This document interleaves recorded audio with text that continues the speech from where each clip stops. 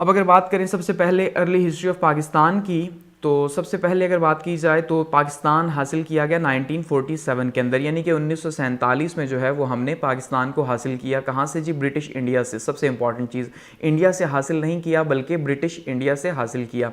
और British India जो है वो ब्रिटिशर्स जो हैं उन्होंने क्या किया जी, 2 सेपरेट स्टेट्स बनाई, पाकिस्तान और इंडिया 1947 के अंदर, और यहाँ से चले गए।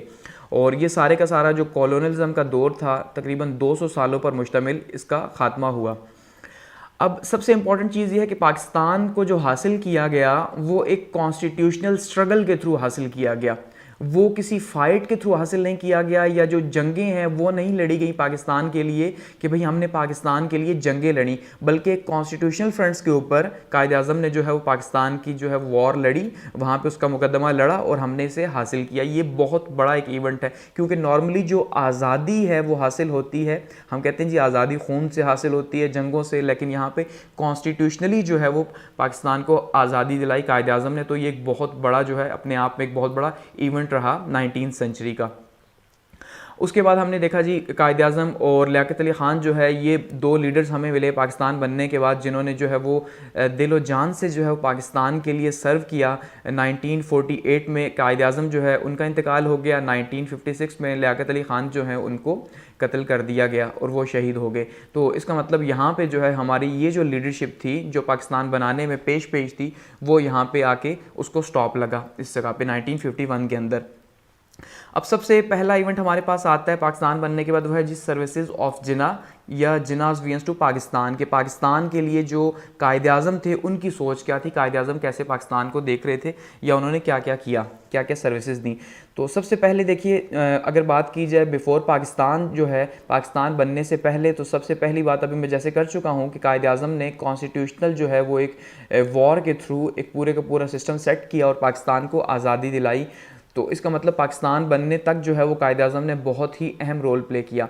लेकिन उसके बाद जब पाकिस्तान बन गया, तो क्योंकि अब नई स्टेट थी, अब नई स्टेट है, नई रियासत है, तो उसमें बहुत ज़्यादा जो है इस टाइम पे मोटिवेशन भी चाहिए, बहुत ज़्यादा जो है वो एडमिनिस्ट्रेटिवली या हर तरह से जो है वो इंतज़ामी तौर पर जो है एक ऐसा लीडर चाहिए जो लीडर जो है वो कौम को आगे लेके जा सके, क्योंकि हालात ऐसे थे कि बहुत ज़्यादा जो है बदली फैली हुई थी। तो ऐसे में जब ख़ास करके मुहाजिरीन जो हैं 65 लाख के करीब जो है वो मुहाजिरीन यहाँ पे आए, जब पाकिस्तान में हिजरत करके आए, तो उसके नतीजे के तौर पे यहाँ पे तो अब देखिए इसकी एग्जांपल यूँ लीजिए कि एक घर है, उस घर में 5 लोग जो हैं वो मौजूद हैं, तो ऊपर से जब 50 लोग मज़ीद आते हैं या 15 लोग आ जाते हैं, 20 लोग आ जाते हैं, तो फिर वो घर कैसे जो है अचानक से चलेगा, वो सारे का सारा जो उसका सिस्टम है वो फ्लॉप हो जाएगा।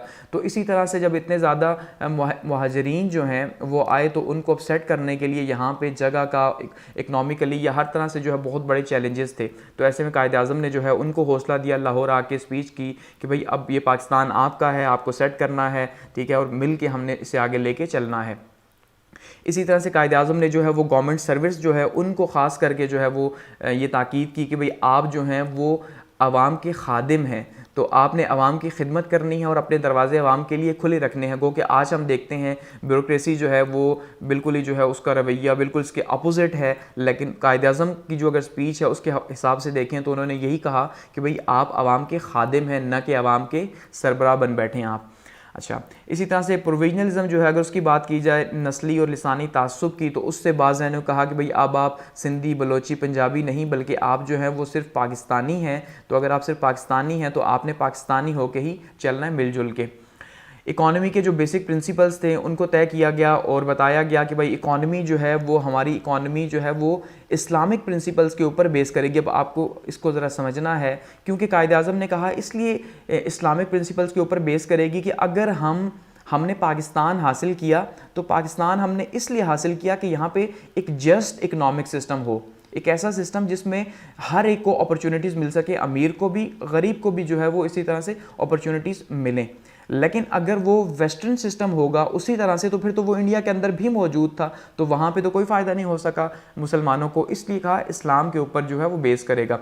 और स्टेट बैंक जो है उसका जो है वो आगाज़ किया गया, उसकी इनॉग्रेशन की 1 जुलाई 1948 को कायद आज़म ने। उसके बाद जी उन्होंने स्टूडेंट्स को एडवाइस की कि भाई आप पाकिस्तान की जो स्ट्रगल थी उसमें तो आपने बहुत ज़्यादा इंपॉर्टेंट रोल प्ले किया, लेकिन अब आपका कोई भी ताल्लुक जो है वो सियासत से या पॉलिटिक्स से नहीं है। अब आपका एक ही काम है और वो है स्टडी। कि आपने सारे का सारा जो फोकस है वो स्टडी के ऊपर करना है और अपनी पढ़ाई के ऊपर तवज्जो देनी है।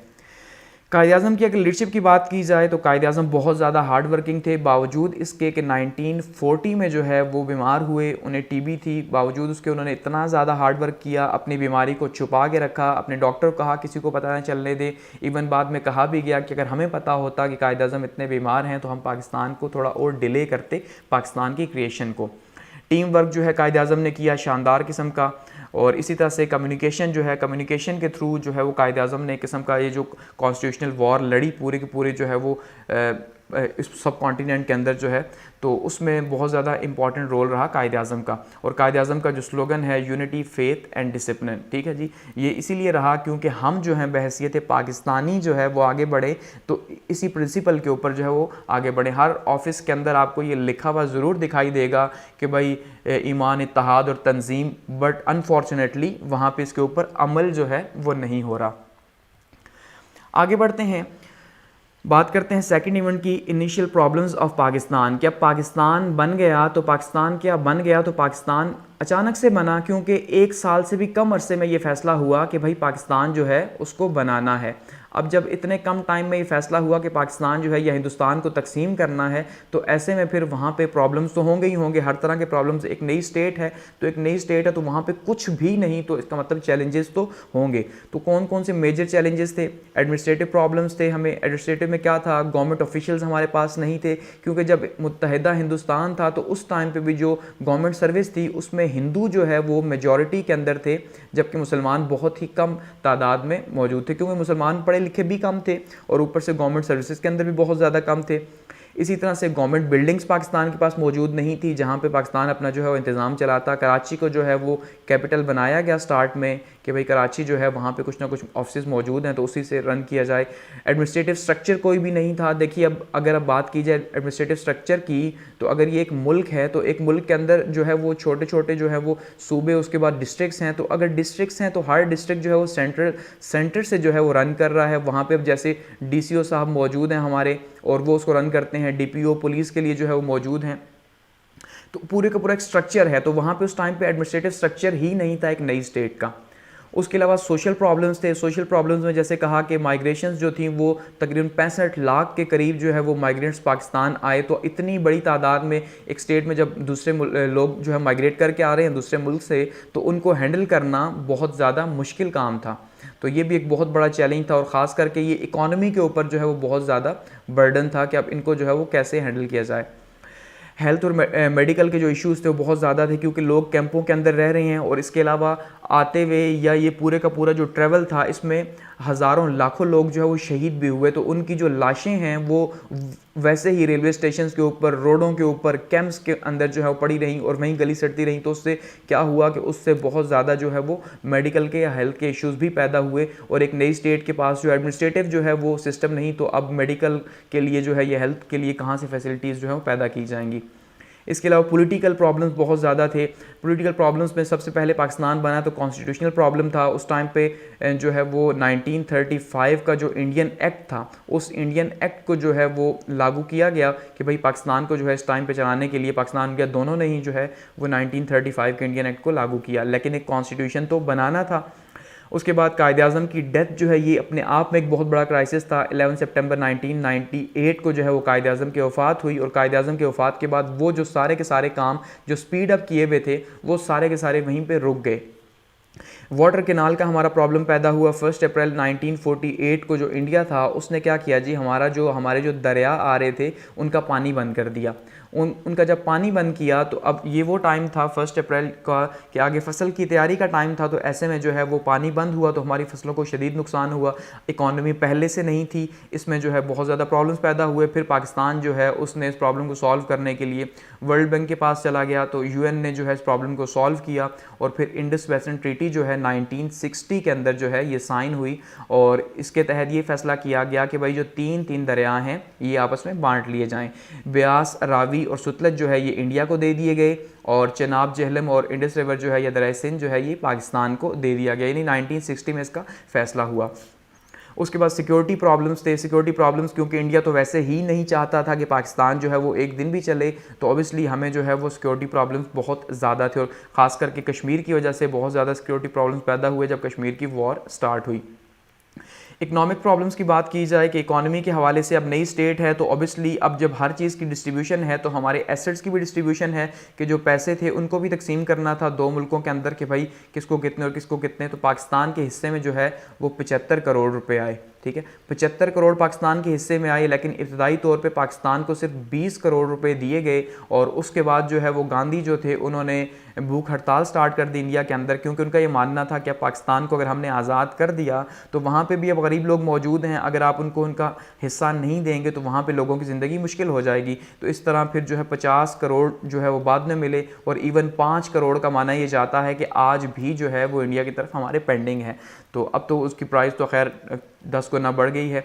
तो उस तरह से फिर यही वजह भी बनी गांधी के मानते हैं गांधी के कत्ल होने की, क्योंकि उन्होंने पाकिस्तान के हक में आवाज़ उठाई थी।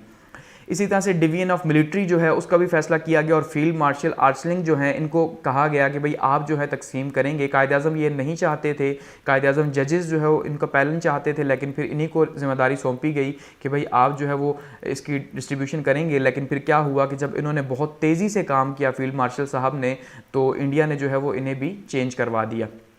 इंफ्रास्ट्रक्चर बिल्कुल नहीं था, यानी रोडें, सड़कें, टेली कम्युनिकेशन कुछ भी मौजूद नहीं था एक नई स्टेट के अंदर। तो ऐसे में उसके लिए जो है वो एक दूसरे को लिंक करना भी, एक शहर दूसरा शहर, वो भी बहुत ज़्यादा मुश्किल था।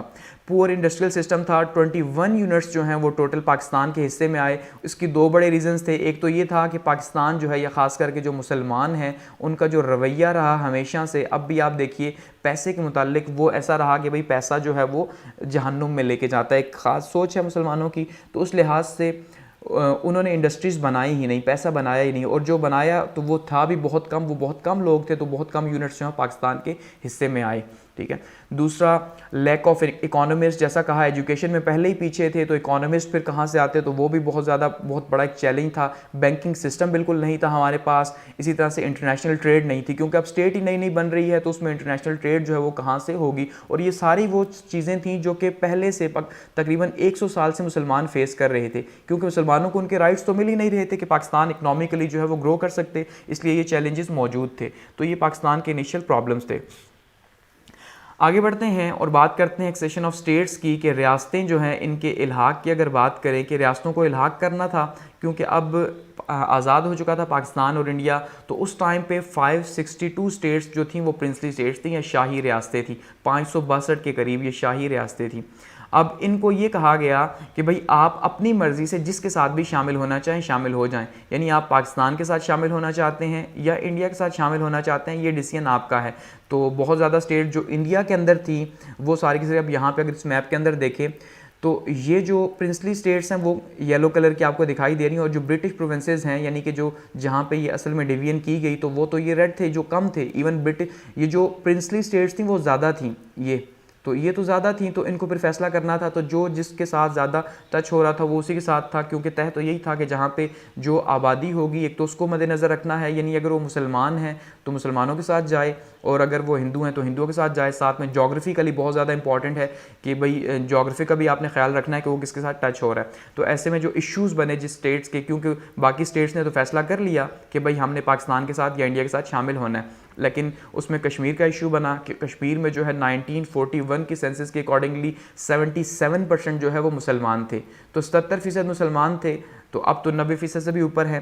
तो उस टाइम पे जो है फिर उसका जो महाराजा था हरी सिंह साहब, हरी सिंह जो है ये इसने स्टैंड स्टिल एग्रीमेंट किया कि भाई फ़िलहाल मुझे आप ना छेड़ें और मुझे इसी तरह रहने दें, यानी मुआहदा जारिया किया कि जैसे हमारी जो स्टेटस है उसको वैसे ही रहने दें, क्योंकि महाराजा चाहता था कि डोमिनियन स्टेटस जो है वो दिया जाए कश्मीर को, लेकिन फिर ऐसा नहीं हो सका, और उसके बाद जो है महाराजा ने जो है वो इल्हाक का फ़ैसला किया इंडिया के साथ। तो ऐसे में जो कश्मीरी मुसलमान थे उन्होंने जो है वो क्या किया जी, वहाँ से एक किस्म का बगावत स्टार्ट कर दी, और फिर उनकी मदद के लिए जो है वो शुमाल मगरबी सूबा जो KPK है यहाँ से मुजाहिदीन गए और उन्होंने हेल्प की, और फिर साथ में पाकिस्तान की आर्मी ने जो हेल्प की, तो फिर कुछ कश्मीर का हिस्सा आज़ाद करवाया गया, जैसे आज़ाद कश्मीर आज कहा जाता है, और बाकी जो है आज भी इंडिया के पास, और अब तो देखिए उसका स्टेटस भी चेंज हो चुका है, ठीक है। तो इसको हम आगे डिटेल से डिस्कस करेंगे। उसके बाद जूनागढ़ की एक रियासत थी जो कराची से 480 किलोमीटर के फासले पे थी, ठीक है। ये कराची है, तो यहाँ से 480 किलोमीटर के फासले पे यहाँ पे जूनागढ़ की रियासत थी। अब यहाँ की जो आबादी थी अगर उसकी बात की जाए तो वो हिंदू थी, यानी जूनागढ़ की आबादी हिंदू, लेकिन जो इसका हेड था वो मुसलमान था और वो चाहता था कि पाकिस्तान के साथ इल्हाक करे। तो उसने अनाउंस भी कर दिया 15 सितंबर 1947 को कि भाई हमने पाकिस्तान के साथ जाना है। लेकिन फिर क्या हुआ, इंडिया ने वहाँ पे ज़बरदस्ती फ़ौज भेजी और यहाँ पे कब्ज़ा कर लिया। उसके बाद हैदराबाद की एक स्टेट थी, हैदराबाद जो है हैदराबाद दक्कन, अब यहाँ पे भी इसका जो हेड था उसका टाइटल था निज़ाम, और निज़ाम जो है वो मुसलमान था और वो पाकिस्तान के साथ जो है वो इल्हाक चाहता था। तो ऐसे में 24 अगस्त 1948 को जो है सिक्योरिटी काउंसिल में ये इशू गया कि भाई हम जो है वो पाकिस्तान के साथ जाना चाहते हैं, लेकिन नतीजे के तौर पे इंडिया ने यहाँ पे भी, क्योंकि आबादी अक्सरियत जो है वो हिंदुओं की थी, तो यहाँ पे भी जो है वो कब्ज़ा हो गया। तो इस तरह से ये स्टेट्स का, और ख़ास करके इनमें कश्मीर का मसला आज भी वैसे का वैसा चला आ रहा है। उसके बाद बात करते हैं रेड क्लिफ अवार्ड की, कि रेड क्लिफ अवार्ड क्या था, कि सर साइरल रेड क्लिफ जो हैं ये हेड थे बाउंड्री कमीशन के, कि अब ये जब तकसीम तय हो गया कि भाई अब जब 3 जून के अकॉर्डिंगली कि पंजाब और बंगाल जो है इसको तकसीम करना है, और असल में जो पाकिस्तान बना, ठीक है, या पाकिस्तान और इंडिया की जो तकसीम हुई, तो वो पाकिस्तान और इंडिया की तकसीम एक्चुअली में इन्हीं दो की जो है वो डिवीजन थी, क्योंकि बाकी जितने प्रोविंसेस थे वो तो सारे के सारे सेपरेट थे, वो या तो हिंदू मेजॉरिटी के थे या मुस्लिम मेजॉरिटी के थे। लेकिन ये जो 2 प्रोविंसेस थे, ठीक है, पंजाब का और साथ में बंगाल का जो था, ये बंगाल और पंजाब जो है यहाँ पे मुसलमान और हिंदू जो है वो बराबर थे, तो यहाँ पे फिर, और ये थे भी बहुत बड़े, तो इनका फैसला करना था कि इनको तकसीम करना है। अब तकसीम कैसे करेंगे, तो तकसीम के लिए तय पाया कि एक बाउंड्री कमीशन बनाया जाएगा, ठीक है, एक ऐसा कमीशन जिसको हेड जो है वो सर साइरल रेडक्लिफ करेंगे, और 2 मेंबर्स जो हैं वो दोनों साइडों से लिए जाएंगे, यानी 2 मेंबर्स पंजाब के लिए मुसलमानों के, 2 मेंबर्स पंजाब के लिए हिंदुओं के, 2 बंगाल के लिए मुसलमानों के, 2 हिंदुओं के, इस तरह से जो है वो लिए जाएंगे। तो पंजाब बाउंड्री कमीशन में अगर पाकिस्तान के मेंबर्स की बात करें तो जस्टिस दीन मोहम्मद और जस्टिस मोहम्मद मुनीर जो हैं ये पाकिस्तान की तरफ से थे, और इसी तरह से इंडिया की तरफ से पंजाब के लिए जस्टिस मेहर चंद महाजन और जस्टिस तेज सिंह जो है ये इंडिया की तरफ से थे पंजाब के लिए।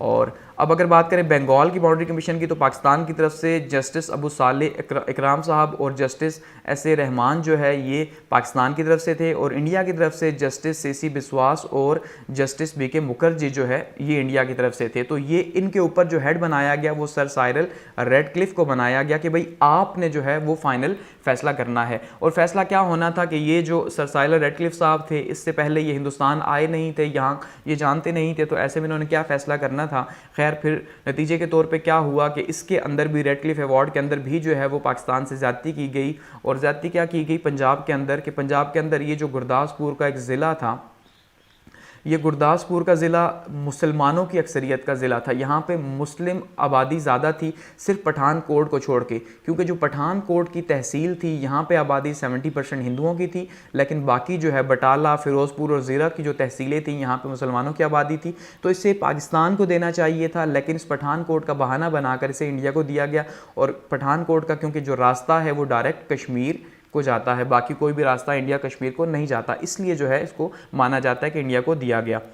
बंगाल के अंदर इनजस्टिस किया गया। कलकत्ता जो है यहाँ पे 70% जो है वो हिंदू आबादी थी, वो भी लोअर कास्ट की जो हिंदू आबादी थी वो पहले से ही कायद-ए-आज़म से बात कर चुकी थी कि भाई हम पाकिस्तान के साथ शामिल होंगे, क्योंकि उन्हें पता था कि इंडिया के अंदर जो है वो हिंदुओं में तो कास्ट सिस्टम है, तो वहाँ पे तो उनको कभी भी उनके राइट्स नहीं मिलने, जिनको दलित आज भी कहा जाता है। तो ये जो दलित हैं इन्होंने पाकिस्तान के साथ फैसला किया, लेकिन इसको ज़बरदस्ती, कलकत्ता जो है इंडस्ट्रियल सिटी था, ठीक है, तो इसको जो है वो इंडिया में शामिल कर दिया गया। इसी तरह मुर्शिदाबाद और नादिया जो है इसको भी ज़बरदस्ती मुसलमानों के अक्सरियती इलाकों को इंडिया को दे दिया गया। तो ये रेडक्लिफ अवार्ड में यहाँ पे ज़्यादतियाँ की गई। आगे बढ़ते हैं और बात करते हैं जी ऑब्जेक्टिव रेजोल्यूशन की, या आइन के हवाले से अब पाकिस्तान में उसके बाद फिर क्या हुआ और क्या क्या होता रहा। अब देखिए जब पाकिस्तान बना तो बात की जैसे कि इंडियन एक्ट जो था 1935 का, उसको जो है वो आर्जी तौर पे लागू किया गया। लेकिन अब ऑब्वियसली एक कॉन्स्टिट्यूशन तो बनाना था, एक आइन तो बनाना था, एक ऐसा आइन जो कि पाकिस्तान के मुस्तकबिल का फैसला कर सके, जहाँ पे पाकिस्तान जो है एक स्टेट है तो उसके अकॉर्डिंगली चल सके। तो कॉन्स्टिट्यूशनल क्राइसिस पैदा हुए। कॉन्स्टिट्यूशनल क्राइसिस क्यों पैदा हुए? क्योंकि लीडरशिप जो थी वो चाहती नहीं थी उस टाइम पे कि भाई एक ऐसा आइन बन सके जो कि पाकिस्तान को सपोर्ट करे, क्योंकि वो एक ऐसा आइन बनाना चाहते थे जो आइन हुकूमत को, या ख़ास करके हुकूमत के जो उस टाइम पे करता धरता थे, उनको फ़ायदा दे सके। तो इसलिए ये बहुत बड़ा मसला पैदा हुआ। साथ में एक और इशू था, वो क्या था, राइट विंग और लेफ्ट विंग की पॉलिटिक्स का, ठीक है, कि राइट विंग जो है वो चाहता था कि जो आइन बने वो बने इस्लामी, ठीक है, और जो लेफ्ट विंग था, जो लिबरल्स थे जो इस टाइम पे पावर के अंदर थे, वो चाहते थे कि ये एक लिबरल कॉन्स्टिट्यूशन बने, क्योंकि जो कायदे आज़म थे वो लिबरल थे। तो ऐसे में ये फैसला तो आज भी खैर नहीं हो सका कि कायदे आज़म लिबरल थे या इस्लामी थे। ये आज भी डिबेट इस तरह से चल रही है, आप देख रहे हैं पाकिस्तान के अंदर। तो ऐसे में फिर क्या हुआ कि लियाकत अली ख़ान प्राइम मिनिस्टर थे, तो लियाकत अली ख़ान जो हैं उनका डिसीजन बहुत ज़्यादा इंपॉर्टेंट था। तो लियाकत अली ख़ान ने जो है फिर वो फैसला किया अपना जो वज़न है वो राइट विंग को देने का। तो इस तरह से लियाकत अली ख़ान ने 12 मार्च 1947 को जो है वो ऑब्जेक्टिव रेजोल्यूशन असम्बली से पास करवाई, जो कि इस्लामिक फंडामेंटल प्रिंसिपल्स के ऊपर बेस करती थी, यानी कि लिबरल जो कॉन्स्टिट्यूशन था उसका रास्ता यहाँ पर बंद किया गया। और ये तय हुआ कि ये ऑब्जेक्टिव रेजोल्यूशन या करारदाद मकासद जो है, इस करारदाद मकासद का मतलब मकसद क्या है कि ये मकासद को तय करेगी, हमारा जो कॉन्स्टिट्यूशन है वो किसके ऊपर बेस करेगा। तो उसके की पॉइंट्स की अगर बात करें तो उसमें सबसे पहले सोवरेनिटी ऑफ अल्लाह की, जो हाकिमियत है वो अल्लाह ताला की ज़ात की है, अल्लाह ताला हाकिम है और जो नीचे हुकूमत चला रहे हैं वो उसके नायब के तौर पे काम करेंगे। तो सोवरेनिटी जब अल्लाह से बिलोंग करती है तो इसका मतलब लॉज भी जो हैं वो उसी के अकॉर्डिंगली होंगे, यानी कि कुरान और सुन्ना के अकॉर्डिंगली होंगे जो अल्लाह ताला ने बताया हुआ है। इसी तरह से कहा जी फेडरल सिस्टम होगा, फेडरल सिस्टम होगा तो प्रोविंसेस जो हैं वो उनको आज़ादी हासिल होगी, डेमोक्रेटिक कंट्री होगा, फ्रीडम ऑफ स्पीच होगी और इक्वालिटी होगी, सब यहाँ पे बराबर होंगे। पीपल्स रिस्पॉन्सिबल गवर्नमेंट होगी, यानी रिपब्लिक होगा, एक ऐसा रिपब्लिक होगा कि जहाँ पे जो है वो लोगों की सुनी जाएगी। माइनॉरिटीज़ जो राइट्स हैं यानी अक़लियतों के हुकूक उनको दिए जाएंगे और वो आज़ाद होंगी, क्योंकि कायदे आज़म को माना जाता है कि उन्होंने 11 अगस्त की जो स्पीच की थी उसके अंदर भी उन्होंने कहा था कि भाई आप जो माइनॉरिटीज़ हैं आप फ्री हैं अपने चर्चेज़ में, मंदिर में, जहाँ पे भी आप जाना चाहें, क्योंकि मुसलमान ख़ुद हिंदुस्तान के अंदर जो है वो रह चुके थे एज ए माइनॉरिटी, तो वो जानते थे कि माइनॉरिटी जो है वो किस तरह से उसको सेटल करना है। इसी तरह फंडामेंटल राइट्स जो हैं वो हर एक के जो बुनियादी हुकूक है, जो एक इंसान पैदा होने के साथ उसके हुकूक होते हैं, ठीक है, उनको प्रोटेक्ट किया गया। फ्री जुडिशरी जो है उसका कहा गया कि जुडिशरी जो है वो फ्री होगी। अगर बात की जाए ऑब्जेक्टिव रेजोल्यूशन की इंपॉर्टेंस की कि इसकी अहमियत क्या थी, तो इसकी अहमियत ये थी कि जो तीनों कॉन्स्टिट्यूशंस आए उन तीनों कॉन्स्टिट्यूशंस के अंदर इसे जो है वो प्रेम्बल के तौर पे या इब्तदाइया के तौर पे जो है वो शामिल किया गया। और उसके बाद 1973 का जो कॉन्स्टिट्यूशन था उसमें एक अमेंडमेंट करके इसको कॉन्स्टिट्यूशन का हिस्सा बाकायदा बना दिया गया। आगे बढ़ते हैं और बात करते हैं 1951 टू 1956 के पीरियड की। ये एक बहुत ही टफ और बहुत ही क्रिटिकल जो है वो पीरियड था, या पॉलिटिकल इंस्टेबिलिटी का जो है वो पीरियड गुजरा, कि जो सियासी तौर पर सियासत में अदम इस्तेहकाम था बहुत ज़्यादा था इस दौर के अंदर, क्योंकि इस टाइम पे जो है वो लीडरशिप क्राइसिस बहुत शिद्दत से सामने आया। लियाकत अली ख़ान की शहादत के बाद या उनको जब कत्ल कर दिया गया तो उसके बाद जो है वो जितने भी लीडर्स थे वो सारे के सारे मफाद परस्त थे, तो वो अपनी जो है वो पॉलिटिक्स करते रहे। ऐसे में कॉन्स्टिट्यूशनल क्राइसिस पैदा हुआ, क्योंकि कॉन्स्टिट्यूशन बनाने के लिए किसी ने भी सीरियस एफर्ट्स नहीं की, या की भी तो वो अपने मफाद के लिए बनाने के लिए की। तो लीडरशिप क्राइसिस पैदा हुआ। इस दौरान 4 गवर्नर जनरल पाकिस्तान के थे, कायदे आज़म के बाद 3 थे। पहले कायदे आज़म थे गवर्नर जनरल, फिर ख्वाजा नाज़मुद्दीन थे, फिर सर ग़ुलाम मोहम्मद साहब थे, फिर सिकंदर मिर्ज़ा जो है वो ये आखिरी जो है वो गवर्नर जनरल भी थे, और यही जो है पाकिस्तान के पहले सदर भी बने, क्योंकि पाकिस्तान का कॉन्स्टिट्यूशन जो है वो 1950 के अंदर जो है वो लागू हुआ। तो उसके बाद अगर बात करें प्राइम मिनिस्टर्स की कि इन 4 सालों के अंदर जो है कितने चेंज हुए, तो 1951 तक तो जो है वो लियाकत अली ख़ान रहे। उसके बाद सर ख्वाजा निज़ामुद्दीन, मोहम्मद अली बोगरा, चौधरी मोहम्मद अली और हुसैन शहीद सहरवर्दी, यानी कि 5 सालों में 4 प्राइम मिनिस्टर जो है वो चेंज हो गए। और यहाँ पे बहुत शदीद किस्म का जो है एक पोलिटिकल इंस्टेबिलिटी पैदा हुई, एक अदम इस्तेहकाम पैदा हुआ। और ये अदम इस्तेहकाम क्यों पैदा हुआ? ये इसी वजह से पैदा हुआ क्योंकि हमारी जो पॉलिटिकल लीडरशिप थी वो एक दूसरे की खींचातानी मसरूफ़ थी। तो ऐसे में मुल्क के ऊपर क्या फोकस हो सकता। इसी दौरान जो है वो फर्स्ट 5 ईयर प्लान भी पाकिस्तान का सामने आ गया, जो 1955 से 1960 तक जो है वो सामने आया, लेकिन ये तकरीबन कोई 1957 के अंदर जो है ये स्टार्ट हुआ और ये फेल हो गया फर्स्ट 5 ईयर प्लान पाकिस्तान का। फिर बात करते हैं इसी दौरान जो है वो 1956 का कॉन्स्टिट्यूशन भी बना, जिसमें जो है वो चौधरी मोहम्मद अली ने जो है वो बहुत इंपॉर्टेंट रोल प्ले किया, क्योंकि इससे पहले जो कॉन्स्टिट्यूशन बना था मोहम्मद अली बोगरा का, उसको भी रिजेक्ट कर दिया गया था। और इस तरह से फिर चौधरी मोहम्मद अली जो है उन्होंने जो कॉन्स्टिट्यूशन बनाया हुसैन शहीद सहरवर्दी के साथ मिलके, तो उस कॉन्स्टिट्यूशन को जो है वो 1956 के अंदर जो है वो लागू किया गया। तो अगर उसकी बात की जाए तो वो 234 आर्टिकल्स हैं उसके, 13 पार्ट्स हैं उसके और 6 शेड्यूल्स हैं इसके। अगर की फ़ीचर्स की बात की जाए तो सबसे पहले तो ये पार्लियामेंट्री था, ठीक है जी। इसकी अगर नोयत की बात की जाए तो पार्लियामेंट को सुप्रीम इसमें रखा गया और सुवरेनिटी ऑफ अल्लाह बिल्कुल इसी तरह जैसे ऑब्जेक्टिव रेजोल्यूशन के अंदर था, ठीक है, कि भाई जो हाकिमियत है वो अल्लाह ताला की ज़ात की है। मुल्क का नाम जो है वो इस्लामी जमहूरिया पाकिस्तान रखा गया, ठीक है। इसी तरह से कहा गया जी कि हेड ऑफ स्टेट जो है वो मुसलमान होगा, ये उसके लिए शर्त रखी गई। इस्लामिक प्रिंसिपल्स जो हैं उसको शामिल किया गया। इसी तरह से इस्लामिक वे ऑफ लाइफ कहा गया, उसको प्रमोट किया जाएगा और जितने भी वो प्रैक्टिसेस हैं जो इस्लाम के ख़िलाफ़ हैं उनको जो है वो ख़त्म किया जाएगा। इसी तरह से safe guard of Islamic principles, relations with Islamic countries जो हैं, इस्लामी ममालिक के साथ जो ताल्लुकात हैं उनको जो है वो प्रमोट किया जाएगा ताकि इस्लामी ममालिक के साथ हमारे रिलेशंस बेहतर हो सके। एक नई ऑर्गेनाइजेशन थी। अच्छा, ऑर्गेनाइजेशन ऑफ ज़कात एंड औकाफ जो है, ज़कात और औकाफ का जो है ये भी ख़ास इंतज़ाम किया गया। इसके अंदर बताया गया कि ख़ास इंतज़ाम किया जाएगा ताकि जो है मुल्क के अंदर से ग़ुरबत का ख़ात्मा किया जा सके। माइनॉरिटीज़ के जो राइट्स थे, अक़लियतों को जो है वो मुकम्मल आज़ादी दी गई और जुडिशरी को फ्री रखा गया। तकरीबन वही फंडामेंट प्रिंसिपल्स इसके अंदर हमें नज़र आते हैं जो कि ऑब्जेक्टिव रेजोल्यूशन के अंदर जो है वो हमें देखने को मिले, यानी करारदाद मकासद में जो थे तकरीबन वैसे ही हमें 1956 के अंदर देखने को मिलते हैं इस्लामिक क्लॉजेज़। आगे बढ़ते हैं। अब 1958 की अगर हम बात करें तो 1958 से 1959 तक जो है वो अयूब खान साहब का जो है वो दौर हुकूमत शुरू हो गया और ये काफ़ी तवील जो है वो दौर रहा। इससे पहले अगर हम बात करें तो इससे पहले हमने देखा कि जो सिकंदर मिर्ज़ा साहब थे, सिकंदर मिर्ज़ा पाकिस्तान के पहले सदर बने जब उन्होंने कॉन्स्टिट्यूशन के थ्रू 1956 के आइन के तहत हल्फ लिया। लेकिन अभी 2.5 साल ही जो है ये आइन चला था तो सिकंदर मिर्ज़ा ने मार्शल लॉ लगा दिया। अब सिकंदर मिर्ज़ा सिविलियन थे लेकिन उन्होंने मार्शल लॉ लगाया और वो मार्शल लॉ लगाया अयूब खान साहब के नाम के ऊपर और अयूब खान ने फिर क्या किया जी, फिर उसको जो है वो टेक ओवर कर लिया और सिकंदर मिर्ज़ा साहब को साइड पे कर दिया। अब उसके बाद क्या हुआ, जब सिकंदर अयूब खान साहब का जो एरा स्टार्ट हुआ तो इसमें जो है वो काफ़ी ज़्यादा तरक्की भी हुई लेकिन काफ़ी ज़्यादा कंट्रोवर्सीज़ भी सामने आई। तो उसमें सबसे पहले इन्होंने 1973 का जो कॉन्स्टिट्यूशन है उसके ऊपर काम स्टार्ट किया, क्योंकि जब इनकी गवर्नमेंट बनी तो इन्होंने एक कमेटी बना दी जस्टिस शहाब की सरबराही में, शहाबुद्दीन की सरबराही में, कि भाई आप जो है वो कॉन्स्टिट्यूशन के ऊपर काम करें। तो उन्होंने कॉन्स्टिट्यूशन बनाया जिसके अंदर अयूब खान साहब ने अपनी मर्ज़ी से चेंजेस की और सदारती निज़ाम को ताकि उन्हें प्रमोट करना चाह रहे थे तो उस हवाले से उन्होंने कॉन्स्टिट्यूशन बना के तो उसको जो है वो लागू किया 1962 के अंदर। और इसमें जो सबसे इंपॉर्टेंट अगर फीचर्स की बात की जाए तो इसमें प्रेसिडेंशियल कॉन्स्टिट्यूशन था ये, यानी कि एक सदारती आइन बनाया गया या सदारती निज़ाम लाया गया मुल्क के अंदर। इसी तरह से प्रोविंशियल ऑटोनॉमी जो थी वो बहुत कम थी इसके अंदर, यानी क्योंकि सदारती था तो जो सूबे थे उनकी खुद मुख्तारी बहुत कम थी, क्योंकि सूबों की खुद मुख्तारी पार्लियामेंट्री सिस्टम के अंदर ज़्यादा होती है, सदारती के अंदर कम।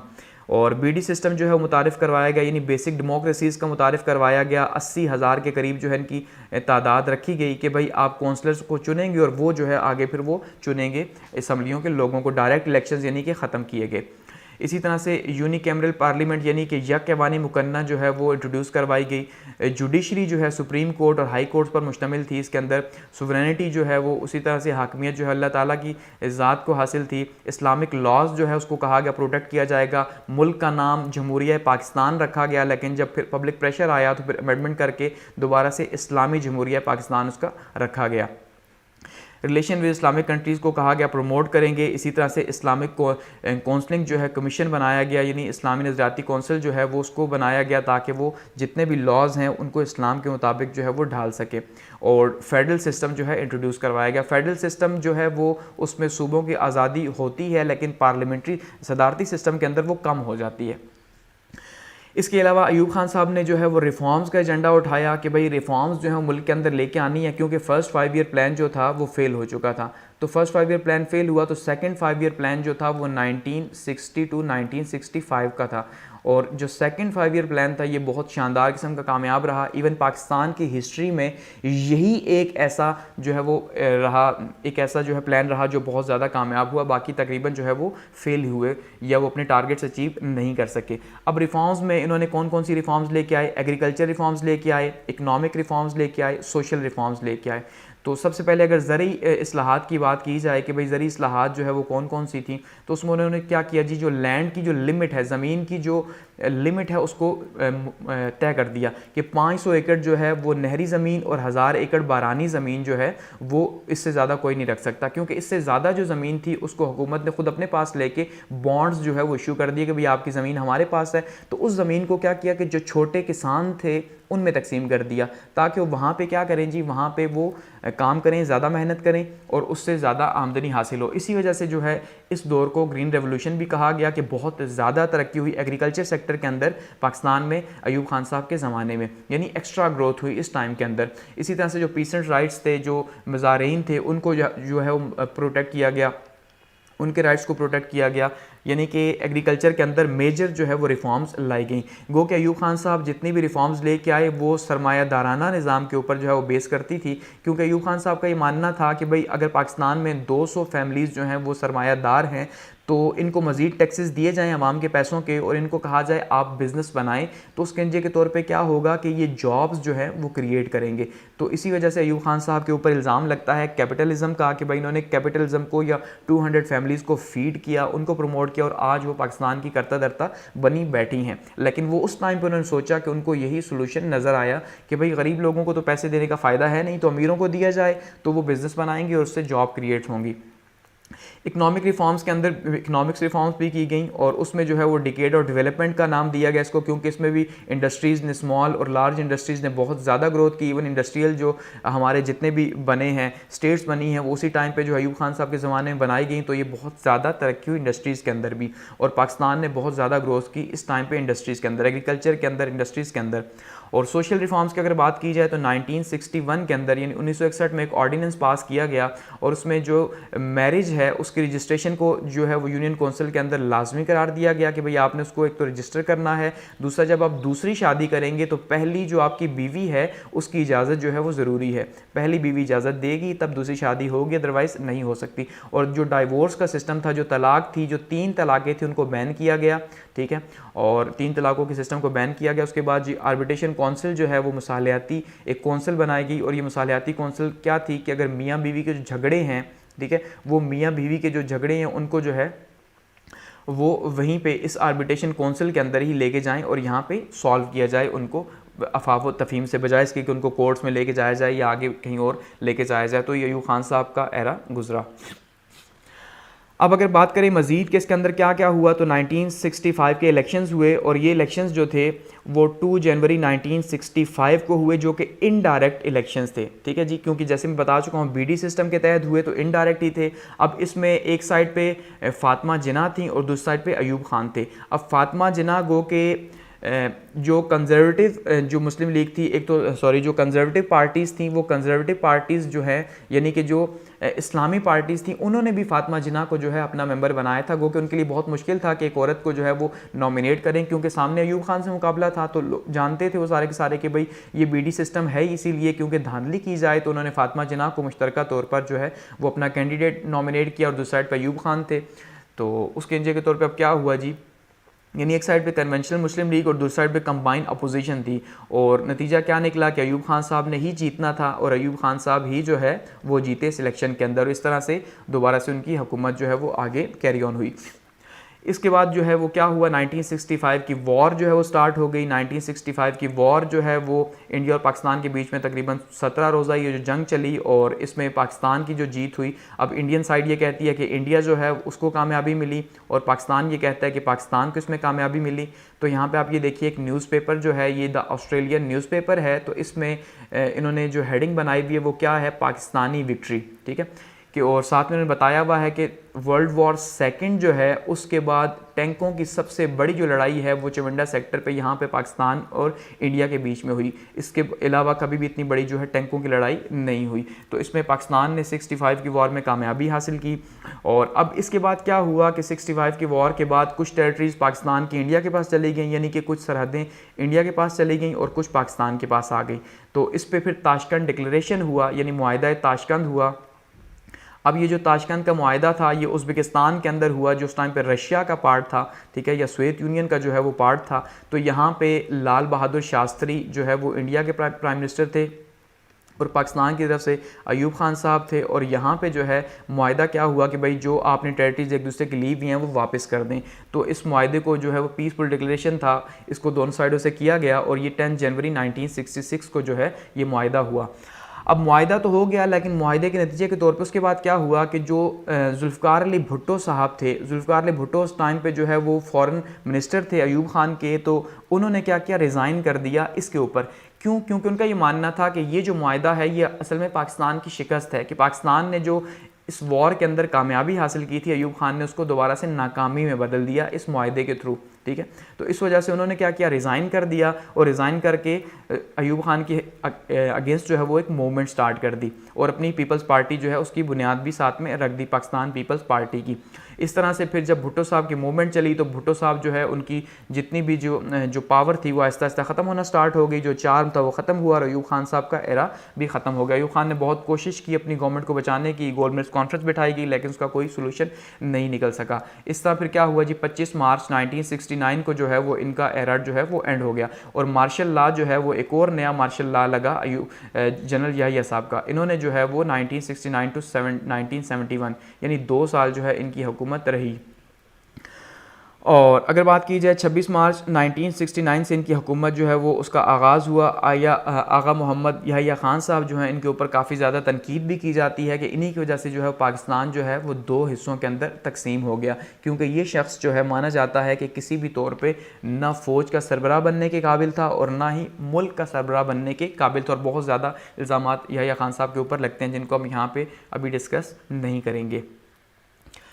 आगे बढ़ते हैं और बात करते हैं जी याहिया खान के पीरियड की कि जो 2 साल है इन्होंने क्या कारनामे किए। सबसे पहले तो इन्होंने क्या किया जी, इनका जो पर्पज़ था मार्शल लॉ का, इन्होंने ये कहा कि भाई हमने इंतखाबात करवाने हैं, यानी हमने इलेक्शंस जो हैं वो करवाने हैं। तो इलेक्शंस करवाने हैं तो उसके लिए अब क्या था, क्योंकि कॉन्स्टिट्यूशन जो 1962 का था मार्शल लॉ की वजह से वो तो अब बैन हो चुका था, तो अब ऐसे में इलेक्शंस किसके थ्रू होंगे। तो उन्होंने फिर क्या किया, एक LFO लीगल फ्रेमवर्क ऑर्डिनेंस जो है पास किया और इसके तहत जो है वो इलेक्शंस करवाए गए ताकि इलेक्शंस जो है वो किसी लॉ के तहत तो हो सके। तो फिर इसके तहत इलेक्शंस हुए। 1970 के इलेक्शंस थे, पीपल्स पार्टी थी एक साइड पे और दूसरी साइड पे अवामी लीग थी, यानी और भी पार्टीज़ थी, लेकिन जो मेजर जो कंपटीशन था एक साइड पे जुल्फ़िकार अली भुट्टो साहब का था, ठीक है, और दूसरी साइड पे जो है वो शेख मुजीबुर रहमान साहब जो है उनका कंपटीशन था। अब ऐसे में जो शेख मुजीबुर रहमान थे इनका स्लोगन तो बहुत जो है वो वाज़े था, क्या था कि भाई ये जो है वो बांग्लादेश यानी कि जो बंगाल है उसको आज़ादी दिलाना चाहते थे या उसकी इटोनमी की बात करते थे, क्योंकि ये पाकिस्तान से पहले ही बहुत ज़्यादा नाराज़ थे या मगरबी पाकिस्तान मशरक़ी पाकिस्तान में बहुत ज़्यादा जो है वो नाराज़ थे। इसी वजह से शेख मुजीबुर रहमान इतने बड़े लीडर बने थे क्योंकि पाकिस्तान के ख़िलाफ़ स्पीचेस कर करके। और दूसरी साइड पर जुल्फ़िकार अली भुट्टो जो है उनकी पॉपुलैरिटी यहाँ पर बहुत ज़्यादा थी, पब्लिक बहुत ज़्यादा इन्हें मानती थी। और जो इलेक्शन हुए ये फ्री एंड फेयर इलेक्शन हुए, नतीजे के तौर पर जो हमारा वेस्ट पाकिस्तान था यहाँ पे जुल्फ़िकार अली भुट्टो साहब की पीपल्स पार्टी ने कामयाबी हासिल की और दूसरी साइड पे जो है वो ईस्ट पाकिस्तान था, वहाँ पे जो है वो शेख मुजीबुर रहमान साहब ने कामयाबी हासिल की। और इस तरह फिर जो है वो स्लोगन लगा, वहाँ तुम यहाँ हम। तो नतीजे के तौर पर क्या हुआ, शेख मुजीबुर रहमान साहब को हुकूमत मिलनी चाहिए थी, लेकिन याहिया खान ने हुकूमत जो है वो जुल्फ़िकार अली भुट्टो के हाथ चढ़ा दी। क्यों? क्योंकि वो ये चाहते थे कि जो ईस्ट पाकिस्तान है उसके किसी लीडर को ये हुकूमत ना मिल सके, उन्हें वो गद्दार समझते थे। इसके अलावा जो शेख मुजीबुर रहमान थे वो इन 6 पॉइंट्स के ऊपर जो है वो इलेक्शन लड़ रहे थे, तो इसलिए उनको गवर्नमेंट देना भी जो है वो बहुत ज़्यादा एक मुश्किल डिसीजन था, क्योंकि वो तो चाहते ही ये थे कि जो बंगाल है उसको सेपरेट किया जाए। अब वो 6 पॉइंट्स कौन से थे? सबसे पहले शेख मुजीबुर रहमान ने डिमांड की प्रोविंशियल ऑटोनॉमी की, कि मुकम्मल सूबाई खुद मुख्तारी दी जाए, कि सूबे जो हैं वो मुकम्मल तौर पर खुद मुख्तार होने चाहिए। अब कैसे खुद मुख्तार होंगे और दूसरा किस तरह से उन्हें करेंगे? एक तो ट्रेड इंडिपेंडेंस दी जाए, यानी इकोनॉमिकली उनको आज़ाद किया जाए, वो अपनी ट्रेड खुद कर सके। दूसरा सेपरेट फॉरेन रिजर्व्स के अकाउंट्स हों, जो बाहर का पैसा आ रहा है वो सारे का सारा ट्रेड के थ्रू उसके वो अकाउंट्स जो हैं वो ईस्ट पाकिस्तान के लिए अलग हो और वेस्ट पाकिस्तान के लिए अलग हो, 2 अलग अलग हों। इवन यहाँ तक कहा गया कि डिफरेंट करेंसीज़ हों, ताकि पाकिस्तान जो है वो इनकी करेंसी, वेस्ट पाकिस्तान जो है ईस्ट पाकिस्तान की करेंसी ना ले सके, क्योंकि उनका ये इल्ज़ाम रहा कि भाई हम जो है उनके पैसे यानी वेस्ट पाकिस्तान उनके पैसे खाता है। इसी तरह से सेपरेट अकाउंट्स और फॉरेन एक्सचेंज जो है वो कहा गया कि भाई इसके लिए भी 2 सेपरेट अकाउंट्स होंगे, ईस्ट पाकिस्तान का अलग, वेस्ट पाकिस्तान का अलग। इसी तरह से कहा गया टैक्सेस जो है उनकी कलेक्शन जो है वो सूबों के हवाले की जाए और सूबे जो हैं वो टैक्सेस जो हैं वो कलेक्ट करें और उसमें खुद मुख्तार हों। और यहाँ तक कहा गया कि एक सेपरेट फोर्स जो है, एक सेपरेट आर्मी जो है वो बनाने की इजाज़त दी जाए, और सेपरेट आर्मी हो या पार्लियामेंट्री फोर्स हो। तो ये तकरीबन वही सारे पॉइंट्स थे कि बिल्कुल एक अलग मुल्क का ही ये मुतालबा था जिसके ऊपर उन्होंने इलेक्शन लड़े और वो जीत के, क्योंकि वहाँ की पब्लिक जो है वो यही मानती थी कि भाई जो वेस्ट पाकिस्तान है वो उनको राइट्स नहीं देता, तो इसलिए उन्होंने इनको वोट दिए और ये जीते।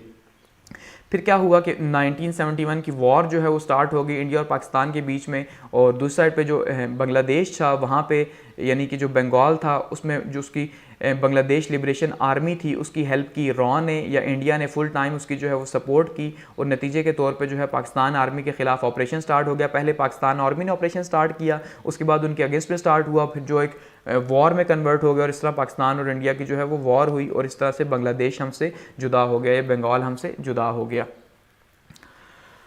अब 1971 की वॉर के नतीजे के तौर पे बांग्लादेश बना, और हमारे जो 93,000 के करीब जो है वो सिविलियन और फौजी जो है वो इंडिया के प्रिजनर कैदी बने, यानी कि उनके कैदी बने और जंगी कैदी बने इंडिया के। अच्छा, अब ऐसे में क्या था कि जो गवर्नमेंट थी वो तो ऑब्वियसली शिफ्ट हो चुकी थी, क्योंकि इलेक्शन के नतीजे के तौर पे, और साथ में जब 1971 की वॉर भी हुई तो यहाँ पे जो गवर्नमेंट थी वो जुल्फ़िकार अली भुट्टो साहब के हवाले कर दी गई। यानी या खान साहब जो हैं उन्होंने क्या किया, अपनी जान छुड़ाई और जुल्फ़िकार अली भुट्टो को गवर्नमेंट दे के साइड पर हट गए। अब जुल्फ़िकार अली भुट्टो के ये सर था कि वो जो है ये 93,000 जो है वो कैदी लेके आए, और साथ में ये जो पाकिस्तान और इंडिया के जो रिलेशंस हैं इनको नॉर्मल करें।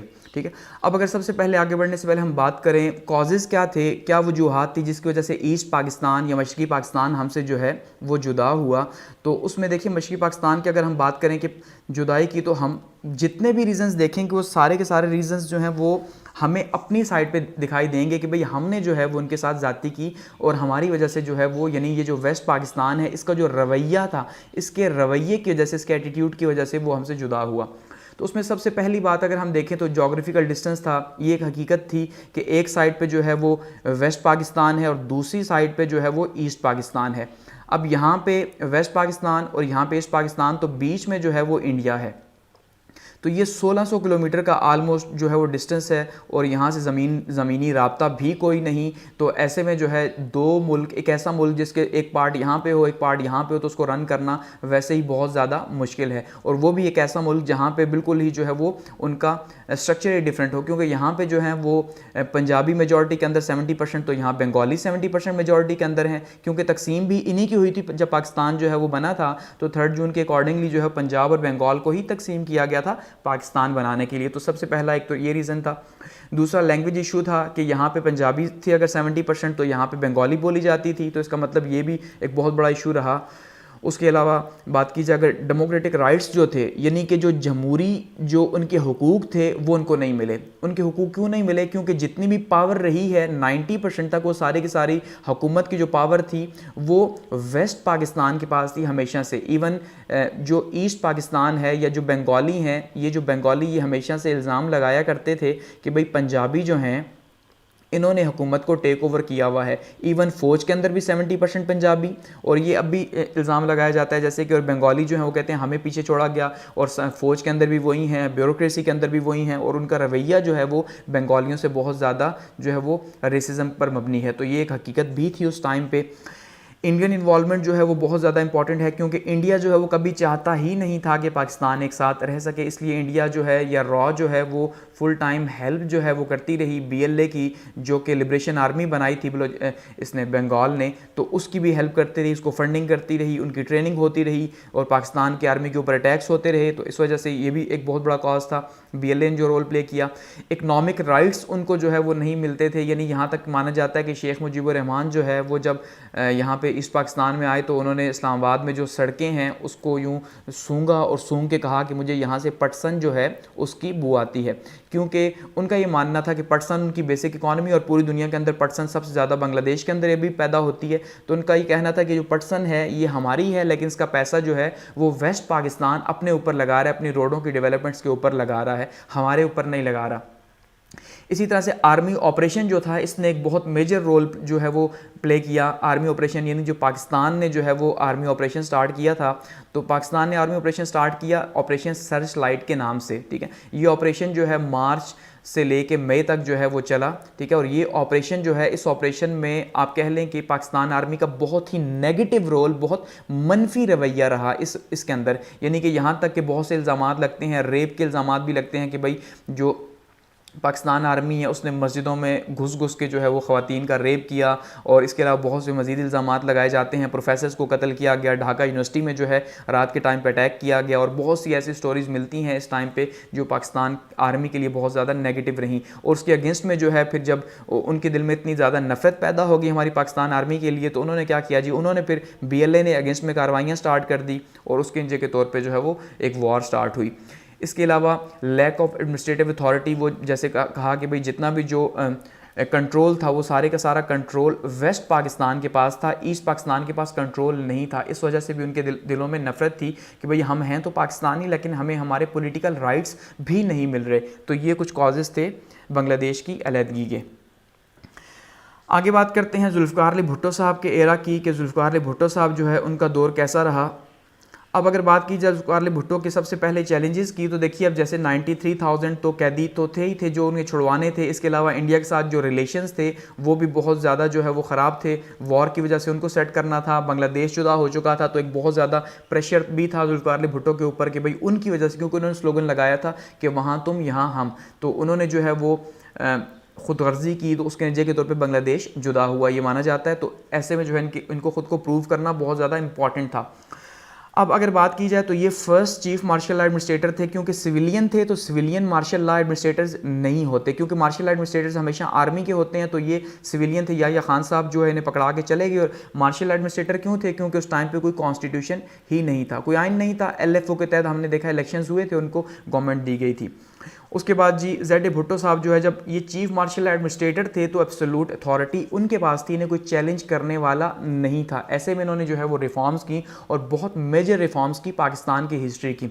यानी ये सोशलिज्म वर्सेस कैपिटलिज्म एक जो है एक मुकाबला था कि जो कैपिटलिज्म की रिफॉर्म्स थी वो लेके आए थे अयूब खान साहब। कि अयूब खान की जितनी रिफॉर्म्स थी वो सारी की सारी सरमायादारों के लिए या सरमायादाराना निज़ाम को प्रमोट करने के लिए थी।